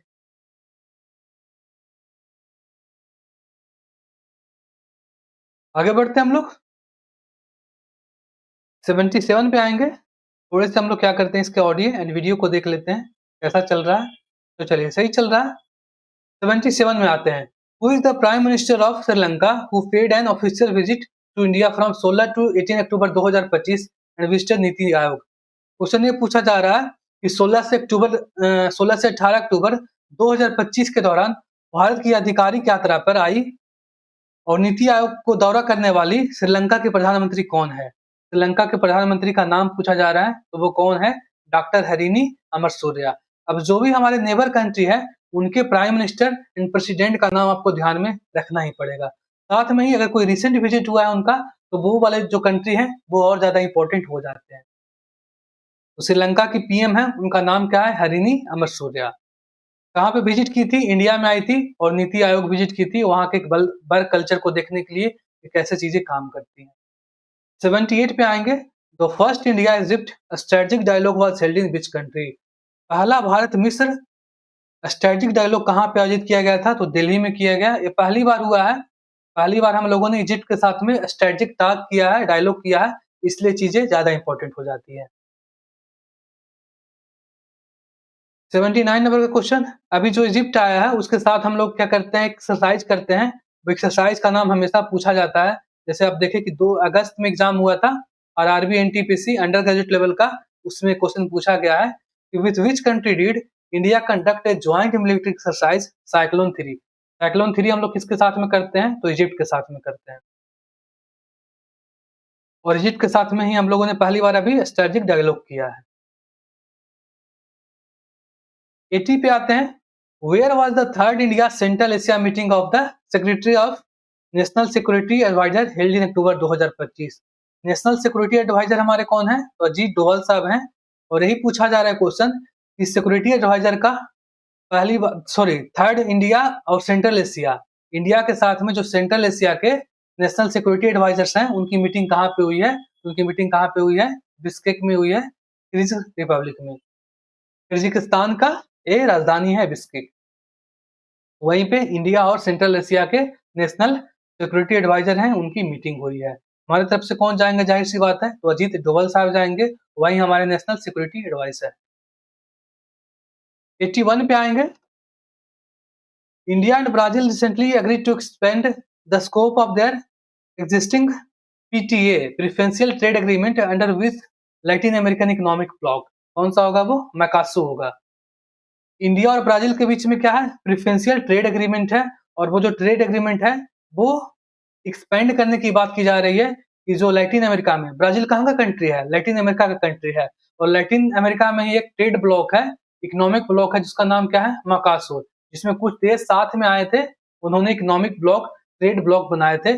और उसी के साथ ब्राजील के साथ में हम लोग उसको एक्सपेंड करने की कोशिश कर रहे हैं कि ब्राजील तो हम लोगों के ट्रेड एग्रीमेंट में है ही, साथ में ये मैकासो तक चला जाए, जिससे क्या होगा कि जो हमारे गुड होंगे, जो हमारे एक्सपोर्ट्स होंगे, वो उनको और मार्केट मिल सके, और पहुंच मिल सके, और डिफरेंट मार्केट में वो फैल सके। तो अभी हमारा जो प्रेफरेंशियल ट्रेड एग्रीमेंट है वो ब्राजील के साथ में है, उसको फैला करके हम लोग मैकासो ब्लॉक तक उसको पहुंचाने की कोशिश कर रहे हैं, जिससे कि हमारे जो एक्सपोर्ट होंगे वो उनको नया मार्केट मिल सके।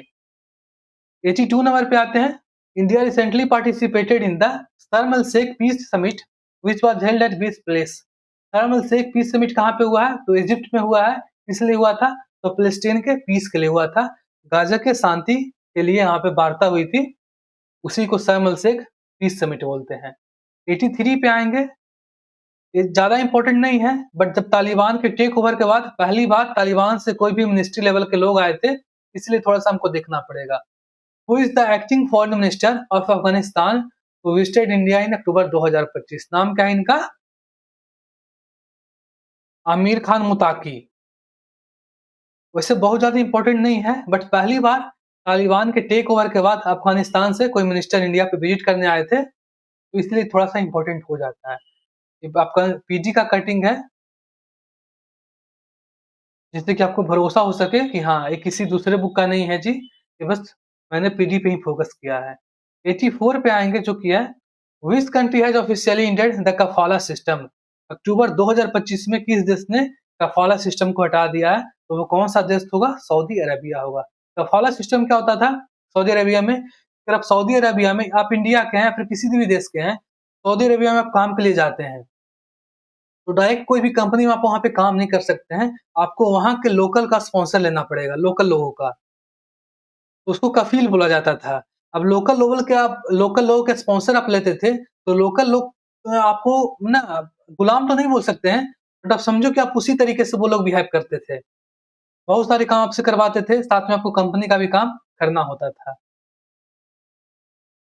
उसको हटा दिया गया है। कफाला सिस्टम क्या है सिंपल वर्ड में? कि हमको लोकल लोगों का वहाँ पे जाने, काम करने के लिए, सऊदी अरेबिया की कंपनी में काम करने के लिए, या फिर सऊदी अरेबिया में काम करने के लिए वहाँ के लोकल लोगों का स्पॉन्सरशिप लेना पड़ता था, उनके अंडर में आना पड़ता था। 85 at the 22nd ASEAN India summit held on 26 October 2025। Date बिल्कुल भी इंपॉर्टेंट नहीं है, बट 2025 में हुआ है, ऐसा आपको ध्यान में रखना है। एशियन और इंडिया समिट हुआ है। यहाँ से आपको चीजें समझ में आनी चाहिए कि इंडिया जो है वो एशियन का मेंबर नहीं है। अगर इंडिया एशियन का मेंबर होता तो इंडिया एशिया समिट अलग से क्यों होता? तो इंडिया एशिया का मेंबर नहीं है। सबसे इंपॉर्टेंट पॉइंट यहाँ पे इतना है। कहाँ पे हुआ है? तो मलेशिया कोलमपुर में हुआ है। और एक क्वेश्चन हमसे ये पूछा जा रहा है कि कौन से साल को, which year will be observe at the Asian India years of maritime cooperation? Maritime cooperation के लिए एशिया इंडिया कौन से साल को टारगेट करेंगे? तो कौन सा साल होगा? 2026 होगा। मतलब 2026 को एशिया इंडिया मैरीटाइम कोऑपरेशन के लिए जाना जाएगा। क्वेश्चन इतना ही पूछा जा रहा है। कहाँ पे हुआ था? तो मलेशिया में हुआ था एशिया इंडिया समिट। क्या इंडिया एशियन का मेंबर है? नहीं है, बिल्कुल नहीं है, आपको ध्यान में रखना। 86 पे आएंगे, एशियन से संबंधित क्वेश्चन है। With reference to the India ASEAN relation consider the following statement.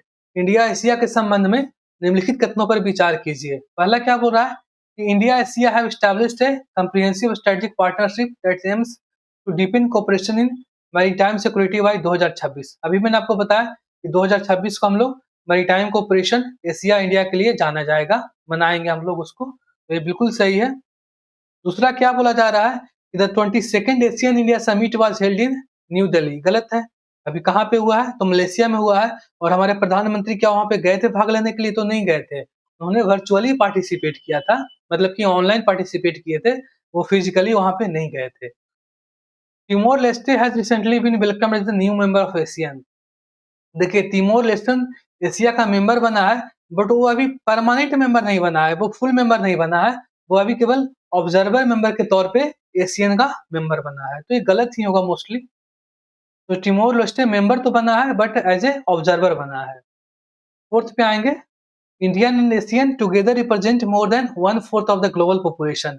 ये डेटा पे आपको फोकस करना है, क्योंकि डेटा पूछा जाता है, कोई भी ग्लोबल ऑर्गेनाइजेशन होते हैं ना, उनसे जो इंपॉर्टेंट डेटा निकल करके आते हैं उनके ऊपर क्वेश्चन पूछा जाता है। तो डेटा इंपॉर्टेंट है कि हाँ इंडिया और जो एशियन है वो ग्लोबल 25% पॉपुलेशन को रिप्रेजेंट करते हैं, बिल्कुल सही है। इसलिए मैंने इस स्टेटमेंट को लिया ही था कि डेटा आपको इंपॉर्टेंट हो जाए इंडिया एशियन के संबंध में। तो पहला सही है और चौथा सही है, 1 एंड 4th ओनली। 1 एंड 4 तो इसमें है ही नहीं।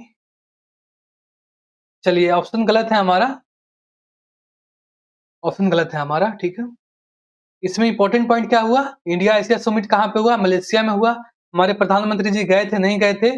वर्चुअली पार्टिसिपेट किए थे। दूसरा यहाँ पे इंडिया एशिया का मेंबर है तो बिल्कुल नहीं है।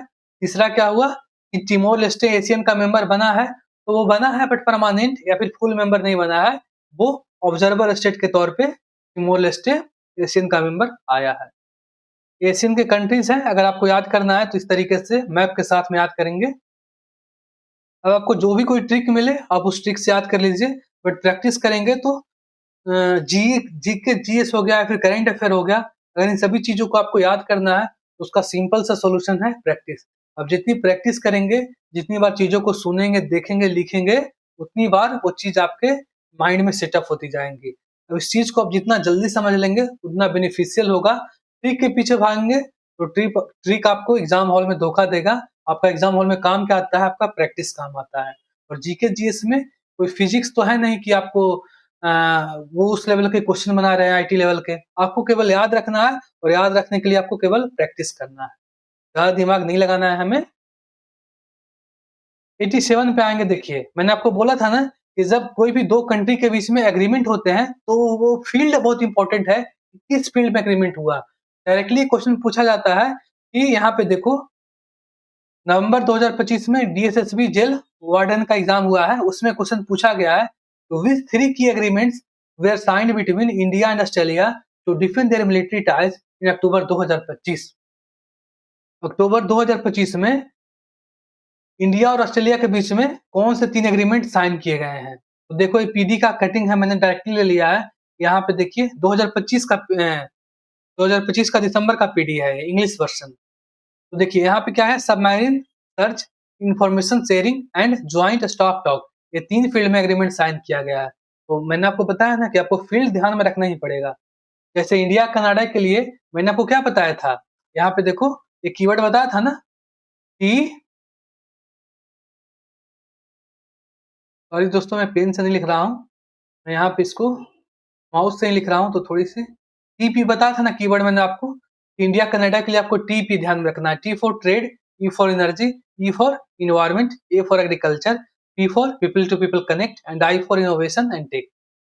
उसी तरीके से ऑस्ट्रेलिया के लिए आपको information sharing, submarine search and joint stock talk, तो ये ऑप्शन होगा information sharing, submarine search and joint stock talk, option 2 सही होगा। डायरेक्टली क्वेश्चन पूछा गया है।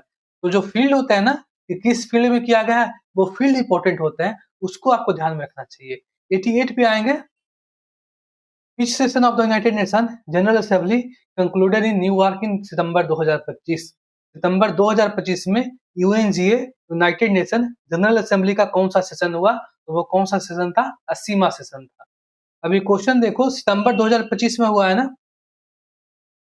तो ये क्वेश्चन आपसे पूछा भी जाता है कि कौन से महीने में यूनाइटेड नेशन का जनरल असेंबली का सेशन बुलाया जाता है, तो सितंबर ध्यान में रखना है। जैसे देखिए, ये क्वेश्चन आपको देखने को मिलेगा कि generally in which months does the United Nation calls its full general assembly every year. हर साल जो यूएनजी का सेशन होता है वो कौन से महीने में बुलाया जाता है, तो सितंबर में बुलाया जाता है।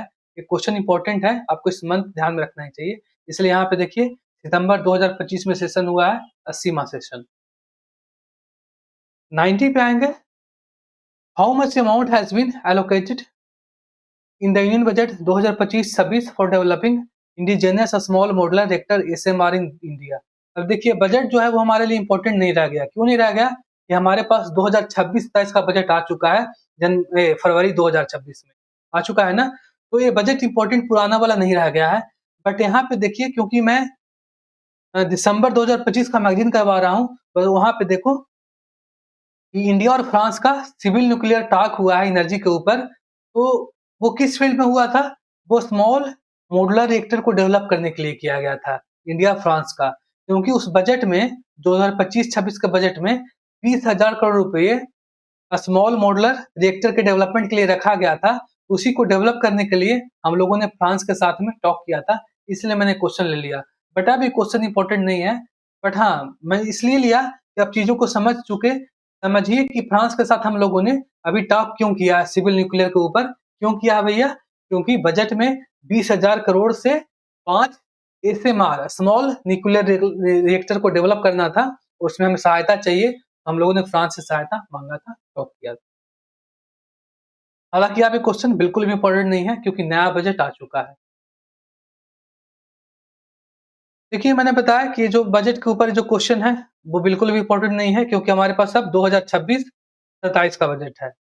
तो ये इस बजट से जो भी क्वेश्चन बनेंगे वो इंपॉर्टेंट होंगे। तो इसको हटा देते हैं स्टेटमेंट को। बट ये जो स्टेटमेंट है उसको ध्यान में रखना है कि हाँ, जो हमारा एम है न्यूक्लियर एनर्जी का वो 2047 तक कितना गीगावाट का है, तो 100 गीगावाट का है। ये इंपॉर्टेंट है। 2047 तक हमारा न्यूक्लियर एनर्जी का टारगेट क्या रखा है, तो 100 गीगावाट का रखे हैं। ये इंपॉर्टेंट नहीं है, मैंने बताया कि अब नया बजट आ चुका है तो हम लोग पुराने बजट के ऊपर फोकस क्यों करेंगे। एसएमआर क्या होता है? स्मॉल मॉडुलर रिएक्टर होता है, जो कि नॉर्मल न्यूक्लियर रिएक्टर होते हैं ना उनसे छोटा होता है, स्मॉल होता है। और इनको ऑपरेट करना ज्यादा आसानी है एज कंपेरिजन टू जो रेगुलर न्यूक्लियर रिएक्टर होते हैं। थोड़ी सी यहाँ पे देख लेते हैं ना अपना कैसा चल रहा है। चलिए सही चल रहा है। क्वेश्चन 92 पे आएंगे, जो कि है India has recently been elected for the 7th time to United Nation human right council for what duration. United Nation human right council के लिए इंडिया कौन से साल के लिए इलेक्ट किया गया है? तो वो कौन सा साल होगा? 2 सालों के लिए, 2026 से 28 तक। ये 3 साल हो जाएगा ना, 2026। जी दोस्तों, मैं यहाँ पे कंफ्यूज कर रहा हूँ कि 2026-27 है या फिर 26-28 है। मुझे लगता है कि यहाँ पे 2026-28 है। 2026 से 28 के लिए हम लोग United Nation human right council में फिर से इलेक्ट किए गए हैं इंडिया को। इसके ऊपर एक क्वेश्चन हमेशा पूछा जाता है यूएनएचआरसी के ऊपर। The United Nations Commission on Human Rights was replaced with the United Nations Human Rights Council for the enforcement of international human rights law in which year। Question ये पूछा जा रहा है कि कब हम लोग United Nation human commission on human right था। पहले क्या था? United nation commission on human right था, बट उसको रिप्लेस करके बनाया गया क्या? United Nation human right council. कौन से साल में किया गया नाम चेंज? इसके ऊपर क्वेश्चन पूछा जाता है, इसलिए मैंने ले लिया।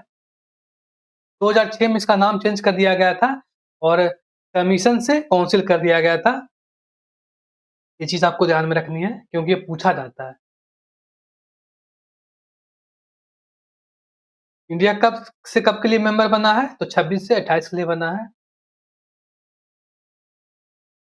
आगे बढ़े ना हम लोग, चलिए आगे बढ़ते हैं। 94 पे आएंगे, जो कि है Who has been elected as the president of 80 session of UNGA। अभी मैंने आपको बताया कि हर साल सितंबर में यूएनजीए का एनुअल असेंबली होता है। अभी कौन सा असेंबली हुआ है? तो अभी 80वां हुआ है। उसके लिए एनालेना बेयरबॉक को प्रेसिडेंट बनाया गया था यूएनसीए का। ये आपका पीडी का कटिंग है। तो नाम ध्यान में रखना है कि 80 सेशन का प्रेसिडेंट कौन बने थे? तो एनालोना बेयरबॉक बने थे। कहाँ पे असेंबली होता है? तो न्यूयॉर्क में होता है। कौन से महीने में होता है? दिसंबर महीने में होता है। अभी कौन सा सेशन हुआ? तो 80वां सेशन हुआ। इंडिया की तरफ से कौन पार्टिसिपेट किए थे? तो एस जयशंकर किए थे। 95 पे आएंगे। The state of social justice a work in progress report was released by which organisation? Question हमेशा पूछा जाता है कि state of social justice report किसके द्वारा निकाला जाता है? तो किसके द्वारा निकाला जाता है? वर्ल्ड बैंक के द्वारा। State of social justice report. अब देखिए कि इसके ऊपर जो डेटा है बहुत सारे, जैसे 25% इंडियन है उनको क्लीन वाटर का एक्सेस नहीं है। तो डेटा कहाँ पे काम आएगा आपको? ये डेटा जनरली काम आएगा एस्से या फिर मेंस राइटिंग करेंगे तब काम आएगा। बट कभी-कभी करंट अफेयर को टफ करना होता है तो डेटा के ऊपर भी स्टेटमेंट वाइज आपको एमसीक्यू बना दिया जाएगा। इसमें से 2-3 डेटा को उठा लिया जाएगा और उनको स्टेटमेंट में कर दिया जाएगा और पूछा जाएगा कि with reference to state of social justice report which of the following statements are or is correct. तो यहाँ पे कुछ-कुछ डेटा है उसको ध्यान में रखना है। पहले डेटा क्या है कि 25% यानी कि 1 in 4 lack access to clean water. मतलब इंडिया में 25% लोगों के पास अभी भी क्लीन वाटर का एक्सेस नहीं है। अभी इंदौर वाली घटना आपको याद होगी ना? इंदौर वाली घटना में क्या हुआ? कितनी बच्चे मर गए वहाँ पे क्लीन ड्रिंकिंग वाटर के लिए ही। 800 million lives live on under $3 per day. मतलब $3 कितना हो गया? तो मान सकते हैं कि 85 इंटू 3 या फिर 80 इंटू 3 कर दीजिए, जो भी एवरेज निकाल लीजिए, 256 रुपए करीब होते हैं। 256 रुपए से पर डे के नीचे भी 800 मिलियन लोग यहाँ पे इंडिया में रहते हैं। मतलब पर डे के खर्चा उनका क्या है? 256 से भी कम उनका इनकम है, उसके ऊपर वो जिंदा है। वो चीज। तीसरा क्या हो जाएगा कि top 1% still control 20% of the income. जो भी इंडियन का इनकम है उसमें टॉप 1% 20% इनकम को कंट्रोल करते हैं। साथ में ही 38% ऑफ वेल्थ। मतलब कि टॉप 1% इंडियन के पास कितना वेल्थ है इंडिया का? 38% वेल्थ है। मतलब करीब 40% वेल्थ है इंडिया का टॉप 1% के पास में। रेस्ट ऑफ द पीपल के पास में कितना है? 99% के पास तो 60% है। तो ये कुछ डेटा थे, मैंने आपको बता दिया। ये डेटा कहाँ पे काम आएंगे आपको? मेंस राइटिंग में या फिर एस्से राइटिंग में काम आएगा आपको। पहला डेटा इंपॉर्टेंट क्या हुआ कि 25% के पास क्या है? क्लीन वाटर का एक्सेस नहीं है। दूसरा डेटा क्या है कि 800 मिलियन लोग 256 रुपए से नीचे पर भी अपना जिंदगी गुजारा करते हैं। तीसरा क्या हो गया कि टॉप 1% के पास 40% यानी कि 38% वेल्थ है टोटल इंडिया का। ये रिपोर्ट जो है किसके द्वारा निकाला जाता है? स्टेट ऑफ सोशल जस्टिस, तो वर्ल्ड बैंक के द्वारा। ये डेटा आप मेंस पर्सपेक्टिव से आप इसको देखेंगे। आगे बढ़ते हैं हम लोग। 96 पे आएंगे जो कि है who has been announced as the president elect of FICCI for the year 2025-26। FICCI के प्रेसिडेंट कौन बने हैं? तो अनंत गोयनका बने हैं। अनंत गोयनका बने हैं। 97 पे आएंगे। क्वेश्चन किसके ऊपर है? तो विकसित भारत बिल्डाथन। ये क्या है? तो एक इनोवेशन प्रोग्राम है क्लास 6 से 12 के बच्चों के लिए कि आपको अपना इनोवेशन स्किल दिखाना है। उसी का नाम लिखा गया है, उस इनोवेशन प्रोग्राम का नाम लिखा गया है विकसित भारत बिल्डाथन 2025। कौन से बच्चे के लिए है? तो 6 से 12 क्लास के लिए बच्चों के लिए है। वो पार्टिसिपेट करेंगे और अपने जो इनोवेटिव स्किल है, इनोवेटिव आइडिया है, उसको शोकेस करेंगे। The event focus on national theme such as vocal for local. मतलब कि वोकल फॉर लोकल में आपको उस फील्ड में इनोवेशन दिखाना है। आत्मनिर्भर भारत के फील्ड में आपका इनोवेशन होना चाहिए कि किस तरीके से आप भारत को आत्मनिर्भर बनाएंगे, किस तरीके से आप लोकल चीजों को प्रमोट करेंगे। क्रिएटिविटी पे फोकस करेंगे तो उसी को नाम रखा गया विकसित भारत बिल्डाथन। उसका ब्रांड एम्बेसडर किसको बनाया गया है? वही क्वेश्चन पूछा जा रहा है कि who has been appointed as the brand ambassador of this initiative. तो किनको बनाया गया है? ग्रुप कैप्टन सुधांशु शुक्ला को बनाया गया है। Group captain Sudhanshu Shukla has been appointed as brand ambassador of Viksit Bharat buildathon. 98 पे आएंगे जो कि है consider the following statement regarding the Viksit Bharat बिल्डाथन। अभी जो मैंने आपको बताया विकसित भारत बिल्डाथन, उसके में कुछ क्वेश्चन कुछ स्टेटमेंट दिए गए हैं। अब उनके ऊपर हमें देखना है कि वो सही है कि नहीं है। तो पहला स्टेटमेंट क्या बोल रहा है कि the contest is open exclusively to student of government school from class 9 to 12। ये गलत है। ये आपके सभी स्कूलों के लिए है और 6 से 12 के बच्चों के लिए है, ना कि 9 से 12 के बच्चों के लिए। 6 से 12 क्लास के बच्चों के लिए है, तो ये गलत हो गया। दूसरा, it is being organised in collaboration with NITI Aayog and the UGC university grant commission. अब आप सोचो, ये 6 से 12 क्लास के लिए बच्चों के लिए है, तो यूनिवर्सिटी का क्या काम होगा? क्या 12वीं के बच्चे यूनिवर्सिटी जाते हैं? नहीं ना। यूनिवर्सिटी तो 12वीं के बाद जाते हैं, तो यूजीसी नहीं होगा, मिनिस्ट्री ऑफ एजुकेशन और नीति आयोग अटल इनोवेशन मिशन के द्वारा इसकी जो प्रोग्राम है उसको लॉन्च किया गया है, तो ये भी गलत हो गया। Neither 1 and 2। 6 से 12 क्लास के लिए बच्चों के लिए है और नीति आयोग और मिनिस्ट्री ऑफ एजुकेशन के कोलैबोरेशन से इस स्कीम को निकाला गया है। 99 पे आएंगे। Who among the following has been elected as the 36th president of BCCI? अब ये क्वेश्चन 2024 में पूछा गया था। अब ये हमारे लिए इम्पोर्टेंट नहीं है, क्योंकि अब हमारे पास क्या हो गए हैं, 37th BCCI प्रेसिडेंट बने हैं। उनका नाम क्या है? मिथुन मनहास नाम है। तो ये क्वेश्चन हमारे लिए अब इम्पोर्टेंट नहीं है, क्योंकि अब हमारे पास 37 नंबर के प्रेसिडेंट बन गए हैं बीसीसीआई के। उनका नाम क्या है? मिथुन मनहास नाम है। बट ये क्वेश्चन इस तरीके से पूछा गया था, तो मैंने आपको ले लिया कि हाँ, इस तरीके से भी चीजें पूछी जाती है। बहुत सारे लोग देखते हैं कि अरे इतना आसान है, क्या पूछा जाएगा एग्जाम में? लेकिन देखो कि पूछा जाता है या नहीं पूछा जाता है। 100 पे आएंगे। Who assumed charges as the new director DG of the NCC national cadet corps in 2025? इनको बनाया गया है डीजी एनसीसी के, तो लेफ्टिनेंट जनरल वीरेंद्र वस्त को एनसीसी के नए डीजी के रूप में बनाया गया है। 101 पे आएंगे। पीयूष पांडे, काफी इंपॉर्टेंट क्वेश्चन बनता है। क्या थे? एडवर्टीजमेंट मेकर थे, मतलब कि एडवर्टीजमेंट बनाते थे, क्रिएटिव एडवर्टीजमेंट बनाते थे। जैसे फेविकॉल का ऐड आया था, जो लोग आज 10 साल पहले जो लोग टीवी देखते होंगे उनको याद होगा, तो फेविकॉल वाला ऐड काफी पॉपुलर हुआ था। साथ में आप देखना कि आपकी बार मोदी सरकार, ये भी जो ऐड है वो इनके द्वारा ही बनाया गया था। कैडबरी का एडवर्टाइजमेंट आता है ना, वो भी इनके द्वारा ही बनाया गया था।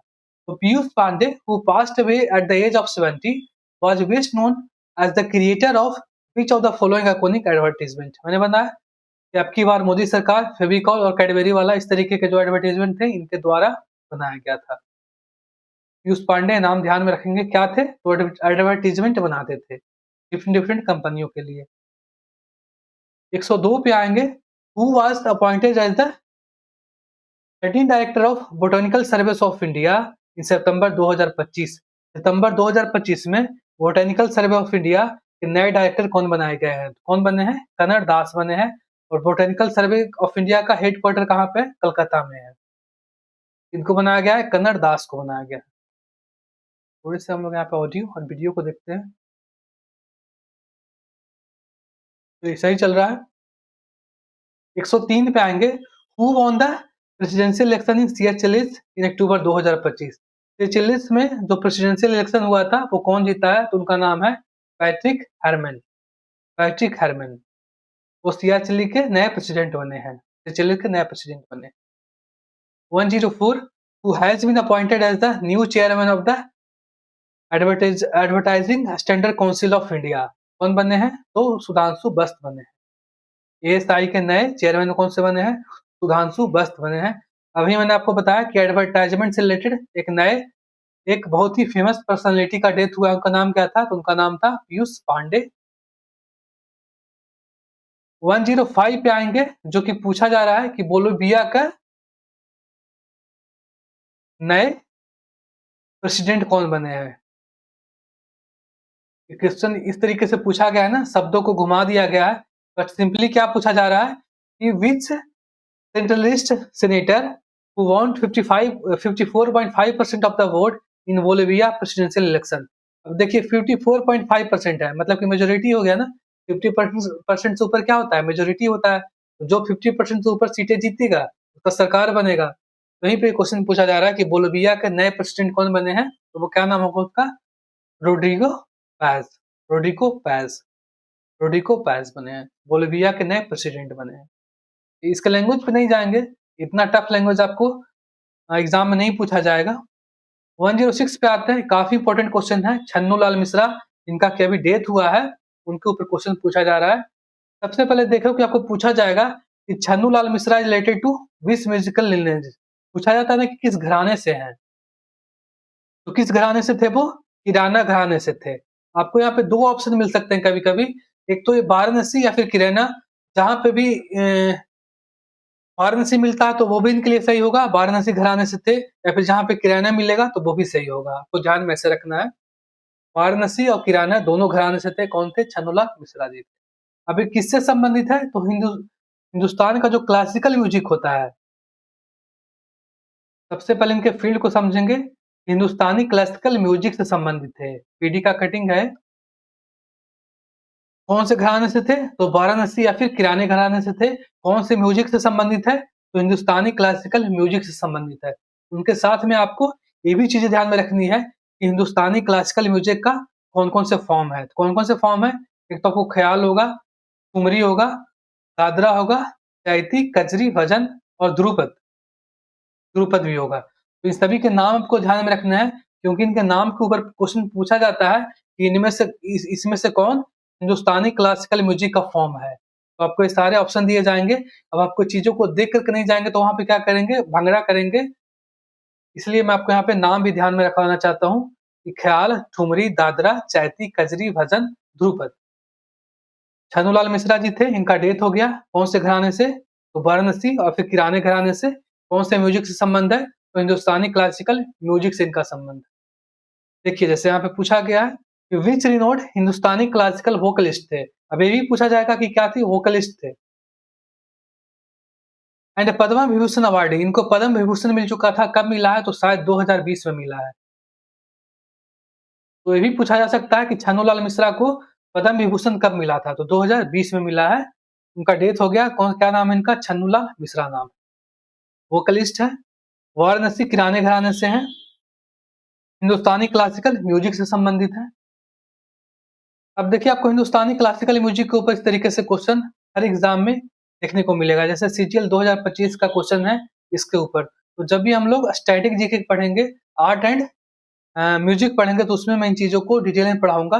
बट यहाँ पे मैं जो क्वेश्चन है इसलिए लिया हूँ कि आपको समझ में आए, आपको भरोसा हो सके कि हाँ इस तरीके के क्वेश्चन अभी भी एग्जाम में पूछे जा रहे हैं और रिसेंट एग्जाम का सीजीएल 2025 का क्वेश्चन है। 108 पे आते हैं। Which of the following is the oldest form of Hindustani classical music? क्या है वो? ध्रुपद है ओल्डेस्ट फॉर्म। और इसका वर्णन कहाँ पे है? तो साम वेदा में है। वेद के 4 टाइप है ना, तो साम वेदा में इसका मेंशन किया गया है और एक क्लासिकल म्यूजिक का ओल्डेस्ट फॉर्म है ध्रुपद। यहाँ पे मैंने आपको देखिए हिंदुस्तानी क्लासिकल म्यूजिक के डिफरेंट फॉर्म बताए थे। ख्याल हो गया, ठुमरी हो गया, दादरा, चैती, कजरी, भजन, ध्रुपद। ध्रुपद यहाँ पे हालांकि नहीं दिया गया है, बट ध्रुपद क्या है? इसका ओल्डेस्ट फॉर्म है, तो आपको ध्यान में रखना ही पड़ेगा।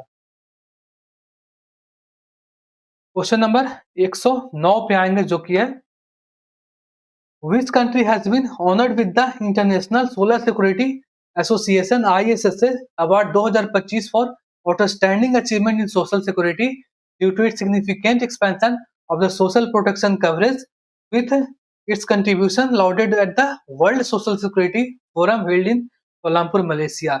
सबसे पहले देखो ये क्वेश्चन में क्या क्या पूछा जा सकता है। पहला क्वेश्चन क्या बनेगा? वर्ल्ड सोशल सिक्योरिटी फोरम कहाँ पे हुआ था? तो कोलमपुर मलेशिया में हुआ था। उसके बाद पूछा जाएगा कि इंटरनेशनल सोशल सिक्योरिटी एसोसिएशन के द्वारा कौन से कंट्री को अवार्ड मिला है outstanding achievement in social security के मामले में? तो किसको मिला है? इंडिया को मिला है, हमारे इंडिया को मिला है। इसलिए क्वेश्चन वीवीआई है, बिल्कुल वीवीआई क्वेश्चन है। भारत को मिला है आईएसएसए के द्वारा outstanding achievement in social security. 110 पे आते हैं। Which one of the following Indian organisation was awarded the International Social Security Association Good Practice Award for Asia and Pacific 2024? किसको मिला है? एम्प्लॉय प्रोविडेंट फंड ऑर्गेनाइजेशन, इसको मिला है अवार्ड। इसके लिए तो for good practice award, good practice award मिला है। मतलब कि इसका काम काज क्या है? बहुत अच्छा है, गुड प्रैक्टिस करता है, एम्प्लॉय के साथ में एम्प्लॉय का वेलफेयर करता है। 111 पे आएंगे। Who won the Bolivia presidential election? Rodrigo Paz means Bolivian presidential election. ज्यादा कुछ है नहीं इसमें दिमाग लगाना, बस ये नाम आपको ध्यान में रखना है। कुछ समझने की चीजें हैं नहीं इसमें। 112 पे आएंगे, who became Japan first female prime minister in October 2025 after being elected leader of the liberal democratic party. Japan की पहली महिला प्राइम मिनिस्टर कौन बनी है? काफी इंपॉर्टेंट क्वेश्चन है, क्योंकि पहली बार कोई महिला जापान की पीएम बनी है। नाम क्या है उनका? Sanae Takaichi. पीबीआई क्वेश्चन इसको मार्क करेंगे, साने तकाची। 113 पे आते हैं, which legendary former test cricket umpire which officiated in 66 test matches, 69 one day, passed away at the age of 92 और सितंबर 2025।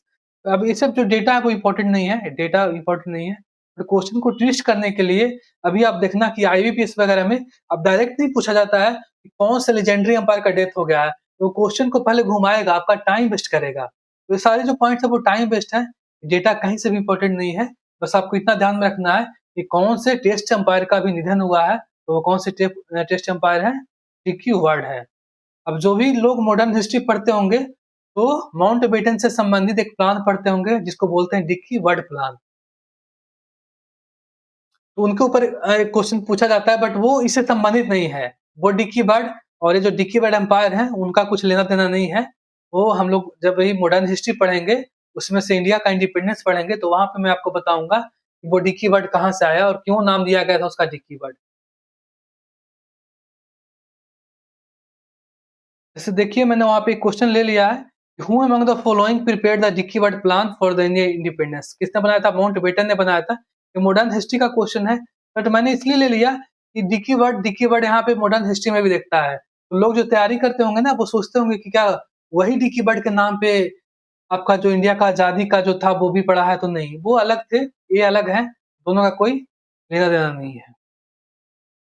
114 में आएंगे, who became the first Indian to receive the IUCN Award for Innovation in National Park for Protected Area Sustainability while serving as the director of Kaziranga National Park and Tiger Reserve? कौन से director जो कि कहाँ के director थे? तो Kaziranga national park के director थे। उनको आईयूसीएन के द्वारा अवार्ड मिला है इनोवेशन के फील्ड में। क्या नाम होगा उनका? सोनाली घोष होगा। आईयूसीएन क्या करता है? तो रेड डेटा बुक जारी करता है। उस बुक में क्या रहता है? जो डिफरेंट स्पीसीज होते हैं, डिफरेंट प्रजातियां होते हैं एनिमल के या फिर बर्ड्स के जो खतरे में हैं, उनको वो कैटेगरी डिवाइड करता है। जैसे इंडेंजर कैटेगरी हो गया, क्रिटिकली इंडेंजर्ड हो गया, एक्सटिंक्ट हो गया, एक्सटिंक्ट इन द वाइल्ड हो गया। तो इस तरीके से वो डिवाइड करता है और वो एनिमल कंजर्वेशन के ऊपर या फिर बर्ड कंजर्वेशन के ऊपर फोकस करता है। सही है ना? उसके द्वारा अवार्ड दिया गया है सोनाली घोष जी को। डायरेक्टर कहाँ की थी? तो काजीरंगा की डायरेक्टर थी। 115 पे आते हैं, my Bharat national service scheme NSS award is instituted by which ministry? कौन सा मिनिस्ट्री के द्वारा my Bharat national service scheme award दिया जाता है? तो वो मिनिस्ट्री ऑफ यूथ अफेयर हो गया। जो भी यूथ जिस किसी फील्ड में अच्छे करते हैं तो उनको वहां पे माई भारत नेशनल सर्विस अवार्ड दिया जाता है और वो ministry of youth and social sports के द्वारा अवार्ड दिया जाता है। यूथ के लिए अवार्ड है, यूथ किसी फील्ड में अच्छे करते हैं तो उनको अवार्ड दिया जाता है। सही है, ज्यादा कुछ नहीं इसमें, बस आपको मिनिस्ट्री ध्यान में रखना है।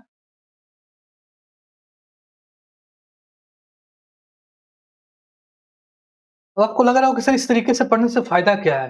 फायदा ये है दोस्तों कि सबसे पहले मैं आपको पूरा कोर्स करवा रहा हूँ, इसमें कुछ समझाने को है नहीं। इस अवार्ड में मैं आपको क्या समझाऊं? कहीं पे समझाने की चीजें होती हैं तो वो मैं आपको समझा देता हूँ। जैसे इंडिया कनाडा का रिलेशन था, मैंने आपको 2023 से लेकर के अभी तक समझा दिया कि हाँ किस तरीके से निज्जर हत्याकांड के बाद हमारे संबंध कनाडा से खराब हुए थे। इस तरीके से जून 2025 में G7 का समिट हुआ कनाडा में, वहां से संबंध हमारे सुधारने शुरू हो गए। इस तरीके से अक्टूबर 2021 में कनाडा की एफएम फॉरेन मिनिस्टर यहाँ पे आए। इस तरीके से कनाडा के एनर्जी मिनिस्टर जनवरी 2026 में आए। तो जब जो भी समझाने का चीज होगा मैं उसको समझा दूंगा। आपको यहाँ पे चीजों को प्रैक्टिस करना है। आप सामने क्या करेंगे? पीडी मैगजीन को खोलेंगे और पहले आप उसको एक बार रीडिंग लगाएंगे, साथ में उसके बाद यहाँ पे प्रैक्टिस करेंगे, तो आपका कोर्स कवर हो जाएगा पीडी का। साथ में चीजें बार बार देखने से, प्रैक्टिस करने से याद होती जाएंगी।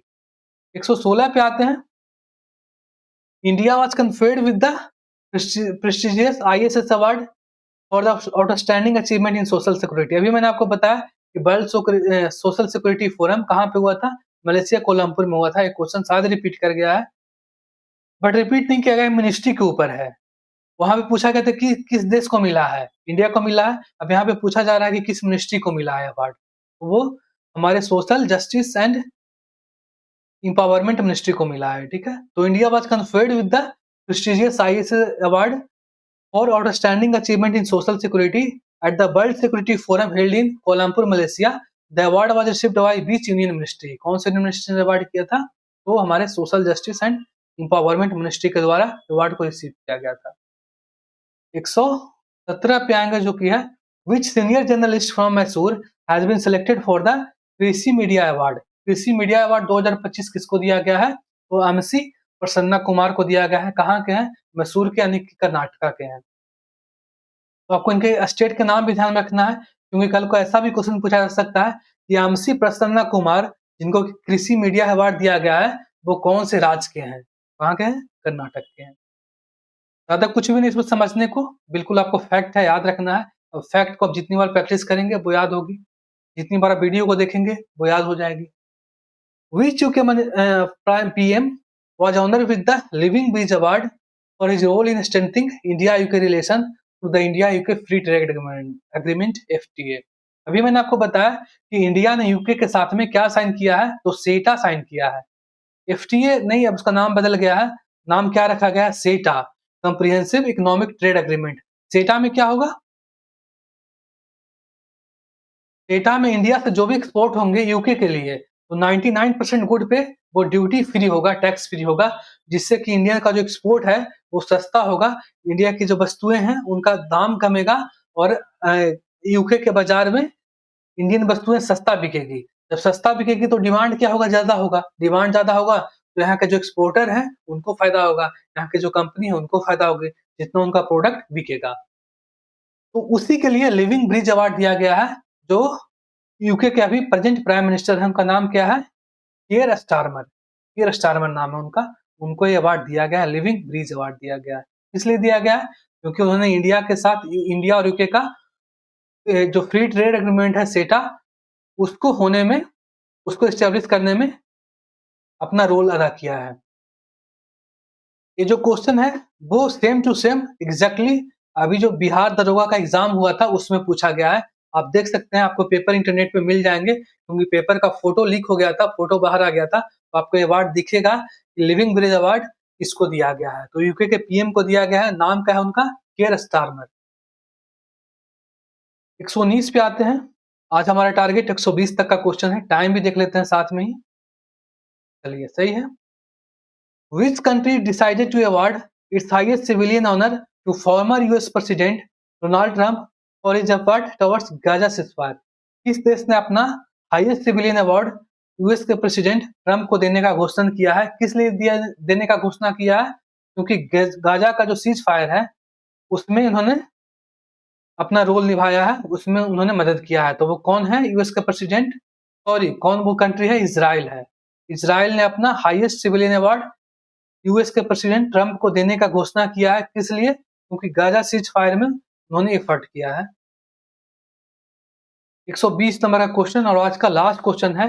The national geo science award is instituted by which ministry? National geo science award किसके द्वारा दिया जाता है? तो वो मिनिस्ट्री ऑफ माइंस के द्वारा दिया जाता है। और ये क्वेश्चन आपको बिहार जीविका का दिसंबर 2025 में एग्जाम हुआ है, उसमें पूछा गया है। ये अवार्ड जो दिया गया था वो अक्टूबर में दिया गया था। अक्टूबर में देने के कारण दिसंबर 2025 के मैगजीन में दिया गया है पीटी का, और दिसंबर में एग्जाम हुआ है, उसमें क्वेश्चन पूछा भी गया है। जियो साइंस अवार्ड किसके द्वारा ये दिया जाता है? तो मिनिस्ट्री ऑफ माइंस के द्वारा दिया जाता है। जियो साइंस का मतलब क्या हुआ? अर्थ साइंस हो गया। अर्थ की गहराई में जाकर के जो हम रिसर्च करते हैं, जो साइंस पढ़ते हैं, मतलब जो साइंस, अर्थ के साइंस के बारे में जो हमको डिपार्टमेंट बताता है उसको जियो साइंस बोलते हैं। तो आज के लिए इतना ही। अप्रोक्स 70 क्वेश्चन हुए हमारे और काफी डिटेल से हम लोगों ने किया। जहाँ पे समझने की बातें थी उसको समझा, जहाँ पे याद करनी है, जहाँ पे फैक्ट है उसमें हम लोग कुछ नहीं कर सकते हैं। फैक्ट में मैं क्या समझाऊं? जैसे इसमें है तो इसमें क्या समझाना है? कुछ भी नहीं समझाना है। फैक्ट फैक्ट होता है, आपको प्रैक्टिस करना पड़ेगा। तो चलिए मिलते हैं अगले वीडियो में। तब तक के लिए tata, bye bye, thank you and जय हिंद। इसी तरीके से हम लोग पीजी को कवर करेंगे और बिल्कुल चीजें आपको याद करवाई जाएगी, याद होगी, प्रैक्टिस आपको कहीं पे करवाया जाएगा और यहीं पे चीजों को समझाया भी जाएगा। तो किसी भी लेवल पे करंट अफेयर के लिए तैयारी कर रहे हैं कांस्टेबल लेवल पे, सीजीएल लेवल पे, एसएससी का कोई भी एग्जाम हो, स्टेट का कोई भी एग्जाम हो, इवन यूपीएससी का एग्जाम हो, अगर पीटी से रिलेटेड जो भी क्वेश्चन पूछा जाएगा आपको इस क्लास में देखने को मिलेगा। Thank you, tata, bye bye and जय हिंद।